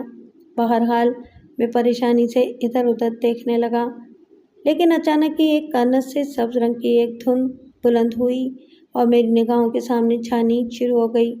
کچھ پرشور آوازیں کانوں میں پیدا ہوئیں۔ سر کے اطراف میں درد کی تیز لہریں اٹھیں۔ انتہائی کوشش کے باوجود میں اپنے حواس بحال نہ رکھ سکا اور پھر پیلے پانی کے سمندر میں غوطے کھاتا ہوا تحت الثرى میں اتر گیا، اور جب آنکھ کھلی تو میں ہمایوں کے فلیٹ کے پاس والے دروازے سے پیشانی لگائے بیٹھا ہوا تھا اور میرے حواس میرا ساتھ چھوڑے جا رہے تھے۔ خداوند عالم، کیا یہ سب ایک خواب تھا؟ وہ کمرہ اور وہ ماحول؟ بہرحال سیدھی سی بات تھی، سرفراز کے علاوہ بھلا کسی اور سے میں کیا کہہ سکتا تھا؟ سرفراز نے یہ ساری باتیں سننے کے بعد پرجوش لہجے میں کہا، تم نہیں جانتے میرے دوست، تم نے ایک نہایت انوکھا اور سنسنی خیز انکشاف کیا ہے۔ واقعی بڑی عجیب بات ہے اور اسے ایک خاص بات کا احساس ہوتا ہے۔ وہ کیا؟ ظاہر ہے کہ میرا ذہن اس قدر کام نہیں کرتا جتنا تمہارا سرفراز۔ وہ یہ کہ طور علی کے بارے میں پچھلے کافی دنوں سے کام کر رہا ہوں۔ اصل میں فرقہ زربانیہ کی حیثیت کوئی ایسی نہیں ہے جسے نظر انداز کیا جا سکے۔ یہ جماعت طویل عرصے سے مصروف عمل ہے۔ اس کے زیادہ تر کام پرتشدد رہے ہیں۔ دنیا کے کئی ملکوں میں اس کے بارے میں بہت سی ایسی باتیں پائی جاتی ہیں جن سے ان کے خلاف نفرت کا تصور ابھرتا ہے، اور جہاں تک میرا خیال ہے شعور اس کے سربراہ بھی بدلتے رہتے ہیں، کیونکہ کوئی ایک شخص اتنی طویل عمر نہیں پا سکتا۔ کیونکہ طور علی کا نام میرے اپنے خیال میں تو ایک مسلسل اور طویل کہانی کی حیثیت رکھتا ہے۔ اب کم از کم یہ بات ثابت ہو رہی ہے کہ طور علی بے شک ایک شوفتہ گر ہے اور ایسے عمل کر سکتا ہے جسے عام لوگ اسے مافوق الفطرت سمجھیں، لیکن در حقیقت وہ مافوق الفطرت نہیں ہے بلکہ عام دنیا ہی کا ایک انسان ہے، اور اس کا اظہار اس بات سے ہوتا ہے کہ قانون کے سلسلے میں وہ تم سے مدد لینا چاہتا ہے اور خود اس کی تلاش میں ناکام ہو گیا ہے۔ قانون کے بارے میں تمہیں بتا چکا ہوں کہ وہ ایک بہت ہی مکمل مجرم ہے اور بے شمار روایتیں اس سے منسوب ہیں۔ ایسی شکل میں تم یہ سمجھ لو کہ اب قارون اور طور علی آمنے سامنے آ گئے ہیں، اور یہ ایک بہترین موقع ہے کہ ہم ان میں سے کسی ایک پر ہاتھ ڈال دیں۔ طور علی بھی آسانی سے قارون کو وہ پراسرار خنجر لے کر نکلنے نہیں دے گا۔ ادھر قارون جو تمہارے کہنے کے مطابق سخت زخمی ہو چکا ہے، اور وہ بھی طور علی کے ہاتھوں، وہ بھی اپنے طور پر اپنی تمام صلاحیتیں صرف کر دے گا، اور ہم بے صلاحیت لوگ۔ سرفراز کے ہونٹوں پر ایک مدھم سی مسکراہٹ آ گئی۔ بہرحال سرفراز تو چلا گیا تھا، وہ ایک پولیس آفیسر تھا اور اسے زندگی میں ہمیشہ ہی پراسرار اور خطرناک واقعات کا سامنا کرنا پڑتا تھا، لیکن میں تو ایک عام سا آدمی تھا جو ایک انوکھے جال میں گرفتار ہو گیا تھا۔ میرے ہوش و حواس میرے ساتھ چھوڑتا جا رہے تھے۔ عجیب عجیب شکلیں مجھے اپنے سامنے پھرتی نظر آتی تھیں۔ بدنما پونے بندر منہ چڑھاتے تھے، کٹے ہوئے ہاتھ کھولتے اور کستے نظر آتے تھے، تیز دھار والے خنجر آنکھوں کے سامنے رقص کرتے تھے، کبھی طور علی کی شاندار شخصیت اور کبھی قارون کا پٹیوں سے ڈھکا ہوا چہرہ اور کبھی شینا کی حسین آنکھیں۔ بہرحال ہمایوں ایسا غائب ہوا تھا جیسے گدھے کے سر سے سینگ۔ اگر وہ ہوتا تو تھوڑی سی سہولت رہتی، لیکن بہرحال وقت گزر رہا تھا۔ لیکن واقعی کمبل ہمارا پیچھا چھوڑنے کے لیے تیار نہیں تھا۔ اس وقت بھی میں فلیٹ میں ہی تھا جس وقت دروازے پر لگی ہوئی گھنٹی نے مجھے چونکا دیا۔ میں نے باہر جا کر دروازہ کھول دیا اور میرے ہوش مجھ سے رخصت ہونے لگے۔ آنے والا طور علی ہی تھا، لیکن ایک ایسے خوبصورت بے داغ سوٹ میں ملبوس جس میں کوئی شکن نہیں تھی۔ شاندار کوٹ، شاندار پتلون، سفید رنگ کی قمیض اور سفید ہی ٹائی، سر پر سفید پگڑی بندھی ہوئی، دیکھنے کے قابل شخصیت تھی۔ عمر رسیدہ لیکن بالکل سیدھی سادی۔ میری آواز بند ہو گئی تھی۔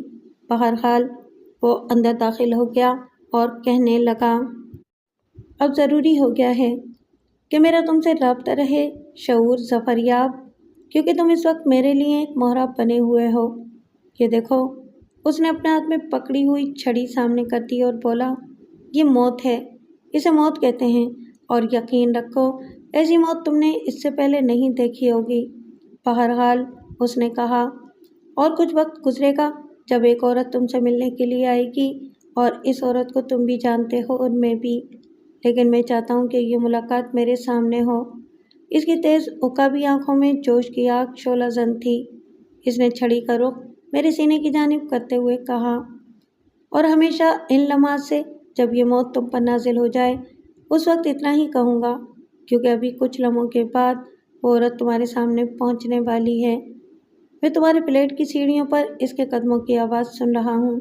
جاؤ، اس کے لیے دروازہ کھولو، وہ آ گئی ہے، لیکن ذہن میں رکھنا کہ میں تم سے دور نہ ہوں گا۔ اور اسی وقت دروازے کی گھنٹی بجی۔ اس پراسرار شخص کے بارے میں پہلے بھی میرے خیالات ایسے نہیں تھے کہ میں اسے بہتر شخصیت سمجھتا۔ بہرحال میں نے جا کر دروازہ کھول دیا اور میں نے شینا کو دیکھا۔ وہ ایک خوبصورت لباس پہنے ہوئے کھڑی تھی اور اس کی آنکھوں میں وہی نہ بجھنے والے چراغ تھے۔ اس نے پرسکون لہجے میں کہا، بات اصل میں یہ ہے مسٹر شعور کہ اس قصے کو ختم کرنے کی ایک ہی صورت ہے۔ تم جانتے ہو میں کس کی طرف سے آئی ہوں اور تم اچھی طرح جانتے ہو کہ وہ کون ہے۔ وہ خنجر اب قرون کے پاس موجود ہے اور قرون اسے واپس کرنے کے لیے تیار ہے، لیکن معاوضہ لے کر۔ کیا سمجھے؟ آپ اندر نہیں آئیں گی خاتون؟ میں نے ایک طرف ہٹتے ہوئے کہا اور وہ ایک حیرت انگیز سکون کے ساتھ اندر داخل ہو گئی۔ میں نے پلٹ کر دیکھا اور اس نے بھی دیکھا۔ وہ بھی ساکت رہ گئی تھی۔ طور علی سامنے کھڑا ہوا تھا، لیکن شینا پر اس کی موجودگی کے آثار کچھ پریشان کن نمودار ہوئے۔ وہ طور علی کے سامنے مرعوب اور مسحور ہو گئی تھی اور اس کے چہرے پر سہمے سہمے آثار نظر آنے لگے تھے۔ وہ ایک قدم پیچھے ہٹی اور دیوار کے سامنے جا لگی۔ میں نے اس کے چہرے کو زرد ہوتے ہوئے دیکھا تھا۔ اس کی کرخت سی آواز نکلی، تم؟ طور علی نے ہاتھ میں پکڑی ہوئی چھڑی کو سامنے کر کے اندر آنے کا اشارہ کیا، لیکن شینا کے پاؤں آگے نہ بڑھ سکے اور اس کی آنکھیں طور علی کا جائزہ لیتی رہیں۔ میں نے سرگوشی کے انداز میں کہا، میرا پستول میں اس کے بائیں خانے میں بھرا ہوا رکھا ہے، اندر جاؤ اور اسے نکال لو۔ وہ میرا مطلب سمجھ گئی۔ اس کے اندر زندگی پیدا ہوئی اور وہ آہستہ آہستہ کمرے کی طرف بڑھنے لگی۔ میں بھی اس کے ساتھ تھا، طور علی ہم دونوں کے پیچھے، مگر وہ دروازے کے پاس رک گیا۔ اس طرح میں اور شینا دوسری جانب اور وہ ہم دونوں کے پیچھے۔ میں جانتا ہوں کہ تم شعور کی معرفت اس خنجر کے بارے میں سمجھوتا کرنے آئی ہو اور قرون نے اس کے لیے ایک معاوضہ مقرر کیا ہے، لیکن اس کتے کو یہ اندازہ نہیں کہ یہ خنجر نہ فروخت ہو سکتا ہے اور نہ کوئی اس کی بے حرمتی کر سکتا ہے۔ یہ زربانیوں کا مقدس نشان ہے اور اس مقدس نشان کو کوئی بے حرمت کرنے والا کبھی زندہ نہیں رہ سکتا۔ کیا سمجھی؟ دیکھو، میں چاہتا ہوں کہ تم میں سے اب کوئی مزید زندگی نہ کھوئے۔ میں اگر چاہوں تو تم دونوں کو اسی جگہ کھڑے کھڑے ختم کر سکتا ہوں، لیکن میں بے سبب خون سے ہاتھ رنگنا نہیں چاہتا۔ میں جانتا تھا کہ تم دونوں جلد ملو گے اور آپس میں کوئی منصوبہ گھڑو گے، لیکن میری بات سنو۔ قرون کو اس کی منہ مانگی قیمت دی جا سکتی تھی۔ دولت ہمارے لیے ایک بے حیثیت چیز ہے، لیکن وہ خنجر فروخت نہیں ہو سکتا۔ کل دوپہر سے پہلے وہ پھر اس مقام پر پہنچ جائے گا جہاں سے اس مرتوت قرون نے اسے چرایا تھا۔ اس کا حال مجھے معلوم ہے اور جس طرح میں کہتا ہوں اسی طرح ہوگا۔ اس تجوری کی 2 چابیاں ہیں، ایک میرے حوالے کر دو، دوسری جس کے پاس رہنی چاہیے رہنے دی جائے۔ اسے کہہ دو کہ خاموش رہے، ورنہ اس کی اپنی زندگی خطرے میں ہوگی۔ اس نے سیاہ رنگ کی نالی لڑکی کی طرف کی اور کہا، لاؤ، وہ چابی مجھے دے دو، لاؤ۔ شینا کے بدن پر کپ کپی طاری تھی۔ اس نے کہا، نہیں، تم یقین کرو، میرے پاس وہ چابی نہیں ہے۔ کسی طور پر میں وہ چابی مہیا نہیں کر سکتی۔ طور علی نے ایک طرف دیکھا، کچھ سوچا، پھر آہستہ آہستہ چلتا ہوا وہ ایک کھڑکی کے قریب پہنچا اور کھڑکی تھوڑی سی کھول کر باہر جھانکنے لگا، اور اسی وقت مجھ پر ایک جنون سوار ہو گیا۔ شینا تو خیر ایک عورت تھی، لیکن اس جنون کے بارے میں دعوے سے کچھ نہیں کہہ سکتا تھا۔ بہرحال اس جنون نے مجھے موقع فراہم کر دیا اور انجام سے لاپرواہ ہو کر میں نے طور علی پر چھلانگ لگا دی۔ میں جانتا تھا کہ جو کچھ میں کر رہا ہوں وہ میرے لیے موت کے مترادف ہے، لیکن میں نے کر ڈالا تھا۔ میری زوردار ٹکر نے اسے کھڑکی سے ٹکرایا اور اس کے بعد اس کے کوٹ کا کالر پکڑ کر میں نے بے تحاشا اس پر مکوں کی بارش کر دی۔ وہ لڑکھڑا کر پیچھے ہٹا تو میں نے اس نالی پر ہاتھ ڈال دیا جو چھڑی کی شکل میں تھی، اور اس وقت شینا کی دہشت آمیز چیخیں ابھریں، لیکن میں نے کسی چیز کی پرواہ نہ کی۔ اس وقت مجھ پر ایک انوکھا جنون سوار تھا۔ البتہ چند ہی لمحوں میں مجھے احساس ہو گیا کہ وہ اپنی عمر اور سفید داڑھی کے باوجود کسی تیندوے جیسی چستی اور شیر جیسی طاقت اپنے اندر رکھتا ہے۔ چند ہی لمحوں میں اس نے مجھ پر قابو پا لیا۔ چھڑی اس کے ہاتھ میں دوبارہ آ گئی اور اس نے زور سے دھکا دے کر مجھے گرا دیا۔ پھر راستے میں بکھرے ہوئے سامان کو گراتا ہوا اندھا دھند دروازے کی طرف بھاگا اور دروازے میں رک کر اس نے میری جانب دیکھا۔ آہ! اس وقت اس کا چہرہ بالکل بدل گیا تھا۔ اس کے دانت حیوان کی مانند ہونٹوں سے باہر نکلے ہوئے تھے اور چال اس دہشت زدہ ہاتھی کی تھی جو راستے کی ہر رکاوٹ کو توڑتا ہوا جاتا ہو۔ میں نے پھر اس کی طرف چھلانگ لگائی، لیکن باہر کا دروازہ پرزور آواز کے ساتھ بند ہو گیا تھا۔ میرے عقب میں شینا مجسم دہشت بنی ہوئی کھڑی تھی، لیکن اس نے جو عمل کیا وہ میرے لیے ناقابل یقین تھا۔ میں تو یہ سمجھا تھا کہ خوف و دہشت کی وجہ سے وہ اپنی جگہ سے جنبش بھی نہ کر سکے گی، لیکن دوسرے ہی لمحے اس نے بھی دروازے کی طرف چھلانگ لگائی اور اس طرح باہر نکل گئی جس طرح صابن سے بال۔ میں چکرا کر رہ گیا تھا، لیکن جب میں باہر نکلا تو سامنے کی راہداری اس طرح خاموش اور سنسان تھی جیسے یہاں برسوں سے کوئی انسان نہ گزرا ہو۔ میرے خدا، میرے خدا! میں نے کچھ اور قدم آگے جانے کے بعد مایوسی سے سوچا اور کچھ لمحے کھڑے رہنے کے بعد فلیٹ کی جانب بڑھا۔ میں جانتا تھا کہ ہر داستان کا ایک اختتام ہوتا ہے، اس کا آغاز ہوتا ہے، پھر وہ آگے بڑھتی ہے، اس میں ہی جان خیز دلچسپیاں پیدا ہوتی ہیں اور آخر کار اس کا کلائمیکس ہو جاتا ہے۔ میں سوچ رہا تھا کہ یہ داستان کافی طویل ہو گئی ہے، اس کا کلائمیکس کیا ہوگا؟ کوئی بات سمجھ میں نہیں آتی تھی۔ پھر اتفاق سے ایک دن ایک ایسے شخص سے ملاقات ہو گئی جس کا تعلق ہمارے گھر سے تھا۔ یہ قدیم ملازم تھا جسے میں اچھی طرح جانتا تھا۔ اس نے مجھے پہچان لیا، سر راہ ملا تھا، بڑی محبت اور عقیدت سے ملا۔ چونکہ ملازم تھا اور ان سے مجھے کوئی پرخاش نہیں تھی، چنانچہ میں نے بھی اسے عزت دی۔ گھر کے لوگوں کے بارے میں بات چیت ہوئی تو اس نے کہا، سب اپنے اپنے طور پر مشکلوں کا شکار ہیں، ہر ایک کے دل میں یہ حسرت ہے کہ کاش اسے وہ خزانہ مل جاتا۔ صاحب، ایک بات تو ہم کہتے ہیں کہ ہم بہت خوش نصیب ہیں کہ ہمارے دلوں میں دولت کی حبیثی نہیں ہوتی۔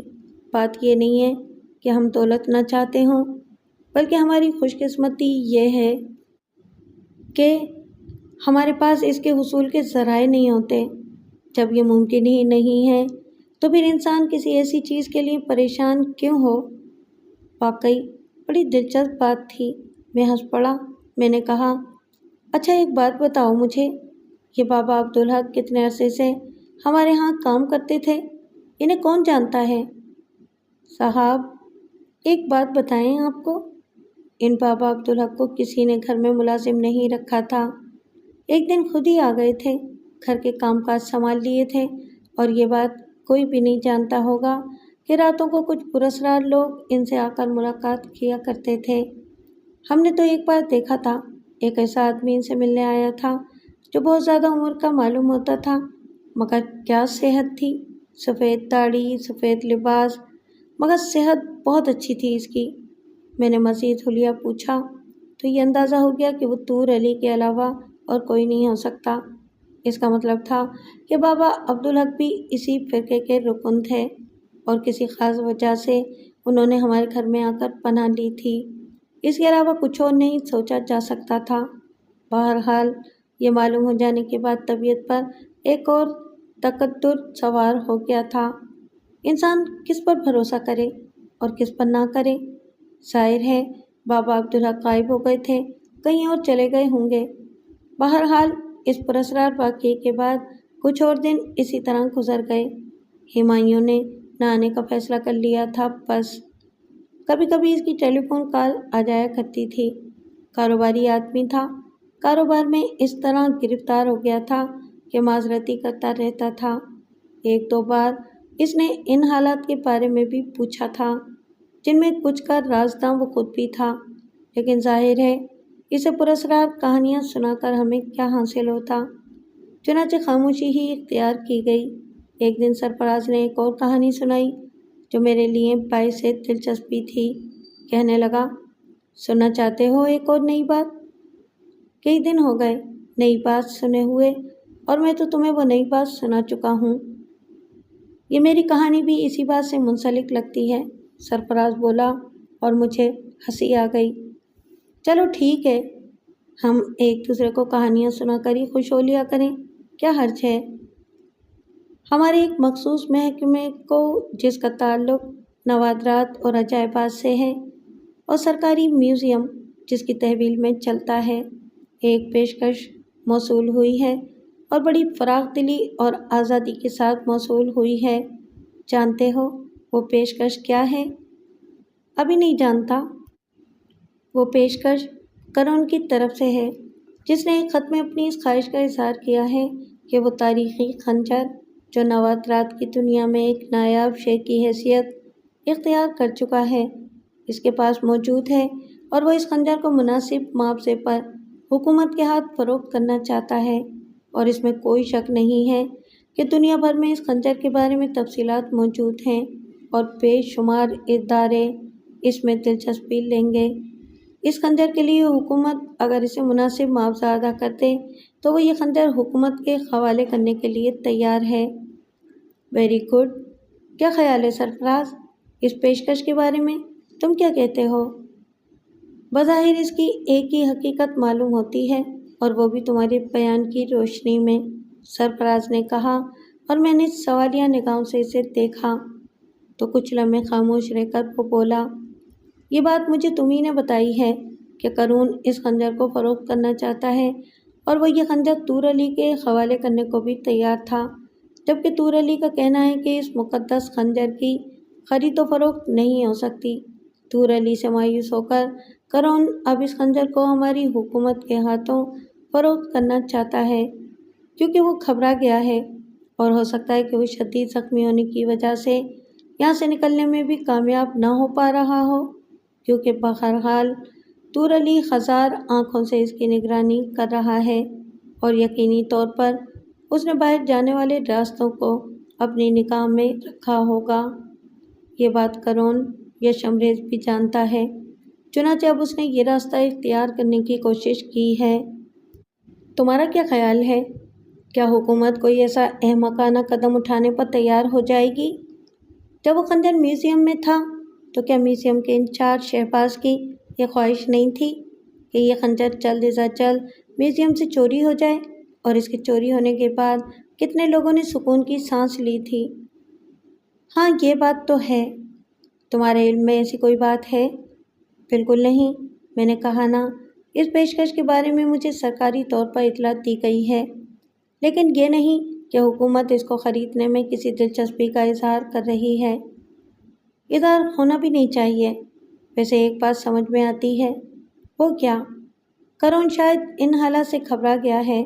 وہ جانتا ہے کہ طور علی اسے وہ خنجر لے کر نکلنے نہیں دے گا۔ بہرحال یہ دلچسپ اطلاع تھی جو مجھے سرفراز کے ذریعے ملی تھی۔ عارضی طور پر صورتحال ایسی ہو گئی تھی کہ اس خنجر سے متعلق دلچسپی ختم ہوتی جا رہی تھی۔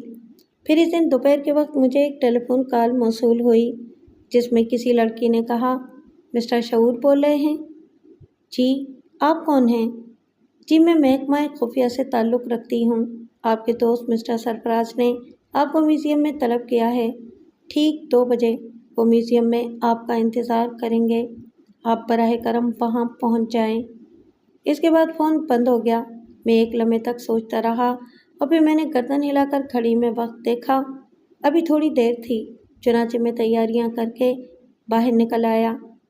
ہو سکتا ہے کہ سرفراز مجھے میوزیم میں بلا کر کوئی دلچسپ انکشاف کرنا چاہتا ہو۔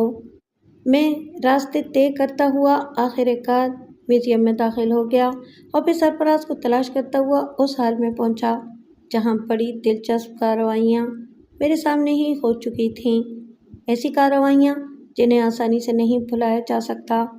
حال کی مرمت کرا دی گئی تھی۔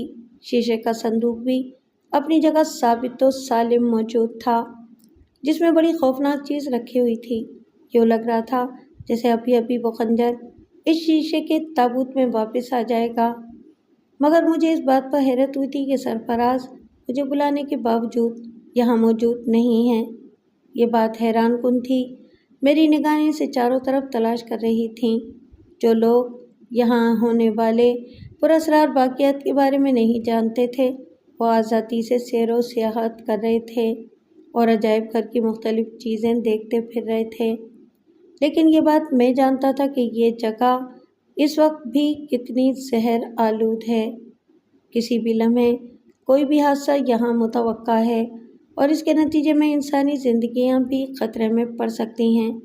میری متجسس نگاہیں چاروں طرف کا جائزہ لے رہی تھیں۔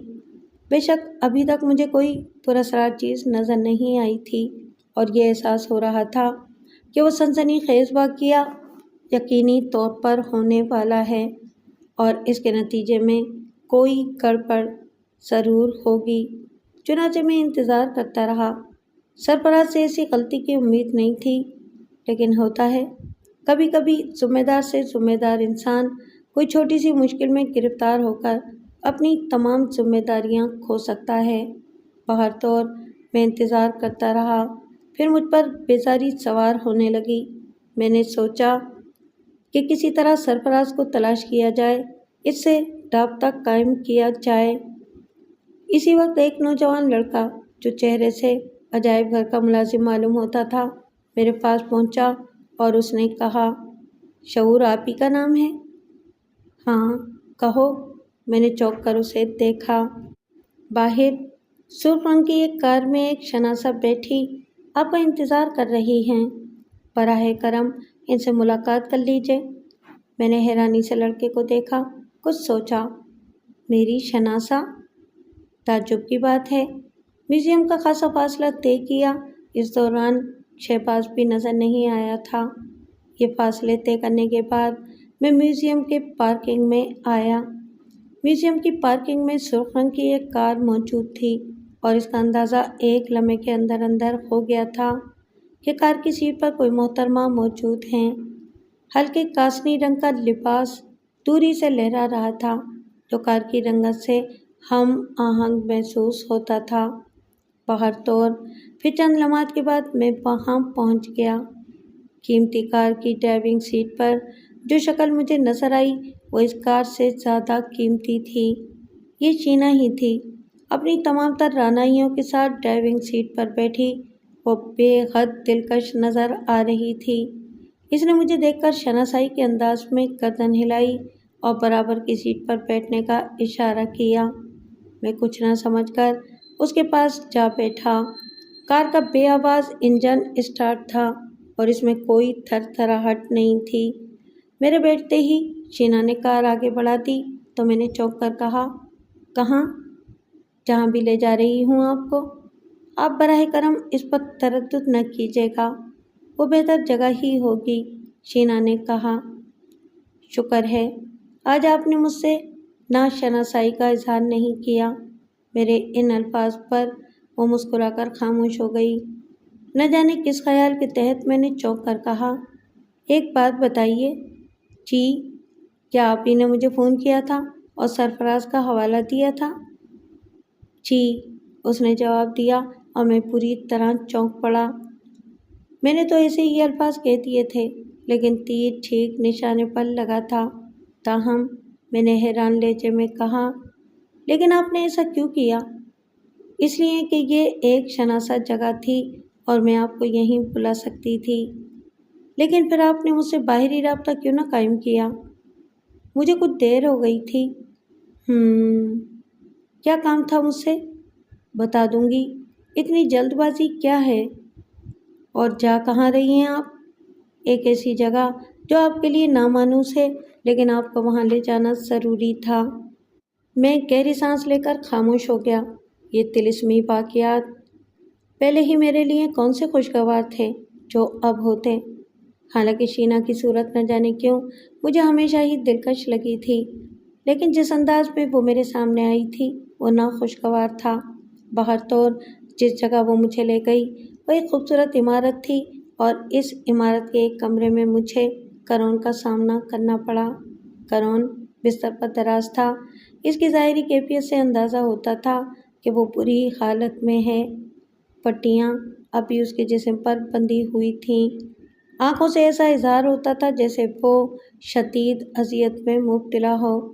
مجھے دیکھ کر اس نے کہا، مسٹر شعور ظفریاب، آئیے۔ کرون آپ کو دوستانہ انداز میں اپنے پاس خوش آمدید کہتا ہے۔ براہ کرم تشریف رکھیے۔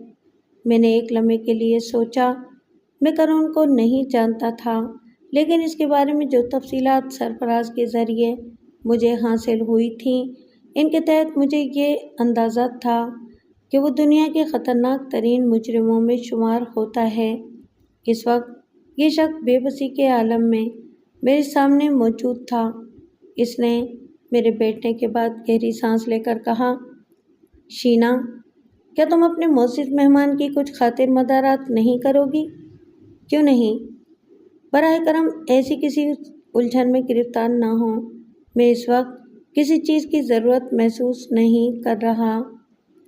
اصل بات یہ ہے مسٹر شعور کہ آپ ان سارے معاملات سے ایک غیر متعلق شخصیت کے مالک ہیں۔ اگر آپ براہ راست اس خنجر کے سلسلے میں ملوث ہوتے تو شاید میں آپ سے بھی رابطہ نہ کر سکتا۔ اس میں کوئی شک نہیں ہے کہ یہ خنجر عجیب و غریب روایات کا حامل ہے۔ اپنے بارے میں مختصراً آپ سے اتنا ہی عرض کروں گا کہ میں نے زندگی میں ہمیشہ وہ کام سر انجام دیے ہیں جو دوسروں سے ممکن نہیں ہو سکے۔ اس خنجر کے بارے میں مجھے تفصیلات معلوم ہوئیں تو آپ یوں سمجھ لیجئے کہ میری تمام تر دلچسپیاں اس میں ملوث ہو گئیں اور آخرکار میں نے اسے حاصل کر لیا۔ لیکن اب اسے بدقسمتی ہی کہا جا سکتا ہے کہ میں اس کے حصول میں شدید زخمی ہو گیا۔ میرے زخم اور میری کیفیت اس بات کا اظہار کرتے ہیں کہ میں اسے زیادہ عرصے اپنے پاس حفاظت سے نہیں رکھ سکتا۔ میں نے آپ کی حکومت سے بھی درخواست کی تھی کہ اگر وہ چاہے تو اسے اپنی تحویل میں لے لے اور مجھے ایک معقول معاوضہ ادا کرتے، لیکن اب مجھے یہ اندازہ ہو گیا کہ کوئی اسے اس حیثیت سے قبول کرنے کو تیار نہیں ہے۔ چنانچہ مسٹر شعور، ایک شریفانہ معاہدے کے تحت میں اس خنجر کو امانتاً آپ کے پاس رکھوانا چاہتا ہوں۔ آپ اسے محفوظ رکھیے گا۔ اور سنیے، سربانیوں کے بارے میں نے خاصی معلومات حاصل کی ہیں۔ یہ ایک خاص فرقہ ہے جو عرصہ دراز سے اپنی پراسرار روایات کے ساتھ زندہ ہے۔ اس کا سربراہ کوئی طور علی نامی شخص تھا، لیکن وہ ہے نہیں۔ ہاں، اس نام کو بڑے اطمینان یا اہتمام کے ساتھ زندہ رکھا گیا ہے اور مختلف لوگ اس کردار کو ادا کرتے رہے ہیں۔ سربانیوں کا موجودہ سربراہ بھی ایک شاطر اور چالاک شخص ہے اور وہ اس خنجر کے متعلق روایات کو زندہ رکھے ہوئے ہے۔ لیکن مسٹر شعور، یہ حقیقت ہے کہ یہ کوئی غیر انسانی کارنامہ نہیں ہے۔ انسانی اس سلسلے میں مصروف عمل ہے۔ تو کیا براہ کرم آپ دوستانہ بنیادوں پر یہ کام کر سکتے ہیں؟ آپ کے بارے میں مجھے علم ہو چکا ہے کہ آپ کچھ مالی الجھنوں کا شکار ہیں۔ میں آپ کی یہ مالی الجھنیں دور کر سکتا ہوں۔ کرون نے شینا کی طرف دیکھا۔ شینا وہاں سے ہٹی۔ سامنے کی ایک الماری سے اس نے کچھ نوٹوں کی کٹیاں نکالیں اور میرے سامنے ایک جگہ جمع کر دیں۔ اچھی خاصی نوٹوں کی تعداد تھی۔ میں سرد نگاہوں سے کرون کو دیکھنے لگا تو کرون نے اپنے لباس سے وہ پراسرار خنجر نکال کر میرے سامنے کرتے ہوئے کہا، اور اب مسٹر شعور، آپ اس کی سرپرستی قبول فرمائیے۔ میرے ہاتھ تو خیر اس خنجر کی جانب کبھی نہیں بڑھ سکتے تھے، لیکن اچانک ہی دروازے سے ایک آواز سنائی دی، نہیں مسٹر شعور، اس کو ہاتھ نہ لگانا، ورنہ تم بھی سربانیوں کی نفرت کا شکار ہو جاؤ گے اور ہم اپنا فرض پورا کیے بغیر نہ رہ سکیں گے۔ میں نے دیکھا کہ شینا کا چہرہ زرد ہو گیا۔ ادھر کرون بھی چونک سا پڑا۔ اس نے برق رفتاری سے اپنے پاس رکھے ہوئے تکیے کے نیچے سے ریوالور نکالا، لیکن اس سے پہلے ہی آنے والے نے، جو طور علی کے علاوہ اور کوئی نہیں تھا، ہاتھ میں پکڑی ہوئی سیاہ رنگ کی وہ نالی سیدھی کی جسے میں نے پہلے بھی اس کے ہاتھ میں دیکھا تھا۔ نالی سے ایک تیر نکلا اور کرون کے سینے میں پیوست ہو گیا۔ کرون کا ریوالور والا ہاتھ اٹھا رہ گیا۔ شینا کی چیخ ابھری اور وہ دوڑ کر اس کمرے کے اندر والے کمرے میں جا گھسی۔ طور علی آہستہ آہستہ چلتا ہوا آگے بڑھا اور اس نے وہ خنجر اپنے ہاتھ میں لے لیا جو کرون نے نکالا تھا۔ طور علی خنجر کو اپنے لباس میں رکھنے کے بعد بولا، اصل میں اس خنجر کے حصول کے لیے زربانی دنیا کا ہر کام کر سکتے ہیں۔ کوئی اسے مجرمانہ انداز میں حاصل کرنے کی کوشش کرے تو اس کے لیے کامیابی ممکن نہیں ہے۔ کوئی اگر اسے خریدنا چاہے تو یہ قابل فروخت نہیں ہوتا، کیونکہ یہ ایک مقدس عہد ہے زربانیوں کے لیے، اور زربانی کبھی اپنی آبرو فروخت نہیں کرتے۔ یہ تھوڑی سی رقم ہے اس بریف کیس میں مسٹر شعور، جو آپ کو انعام کے طور پر دی جاتی ہے، اور مبارکباد بھی کہ آپ نے اس خنجر کو ہاتھ نہیں لگایا، ورنہ تو اس عہد کی تکمیل کے لیے آپ کو بھی ٹھکانے لگانا پڑتا۔ طور علی اس کے بعد خاموشی سے باہر نکل گیا۔ میرا ذہن منجمد ہو گیا تھا۔ میں دیر تک اس طرح سکتے میں رہا، پھر جیسے مجھے ہوش آ گیا۔ سب سے پہلے میں نے دوسرے کمرے میں جا کر شینا کو دیکھا۔ وہ کمرے کے عین درمیان فرش پر بے ہوش پڑی تھی۔ میں دیر تک اسے ہوش میں لانے کی کوشش کرتا رہا، پھر مجھے فون کا خیال آیا اور میں نے سرفراز کو فون پر تلاش کیا۔ میری خوش قسمتی کہ وہ مجھے مل گیا۔ میں نے اسے فوراً اس جگہ بلا لیا، اور جب وہ آ گیا تو مجھے ڈھارس ہوئی۔ میں نے ساری تفصیل اسے سنائی تو وہ بھی دنگ رہ گیا۔ بہرحال کرون ایک بین الاقوامی مجرم تھا اور شینا اس کی دستِ راست۔ طور علی کے بارے میں کچھ نہیں معلوم ہو سکا۔ بابا عبدالحق کا کردار بھی واضح نہیں ہو سکا کہ کون تھے۔ میرے دوستوں نے بہرحال بھرپور دوستی کا ثبوت دیا۔ دونوں طرف سے مجھے جو رقم ملی تھی اسے میری تحویل میں رہنے دیا گیا، اور اس سے میرا مستقبل بھی بن گیا۔ آج بھی جب مجھے وہ یہ پراسرار خنجر یاد آتا ہے تو میرے رونگٹے کھڑے ہو جاتے ہیں۔ عجیب تکون تھی۔ طور علی، کرون اور شینا تمام ہی، اور اس تکون میں ایک پراسرار خنجر پیوستہ تھا۔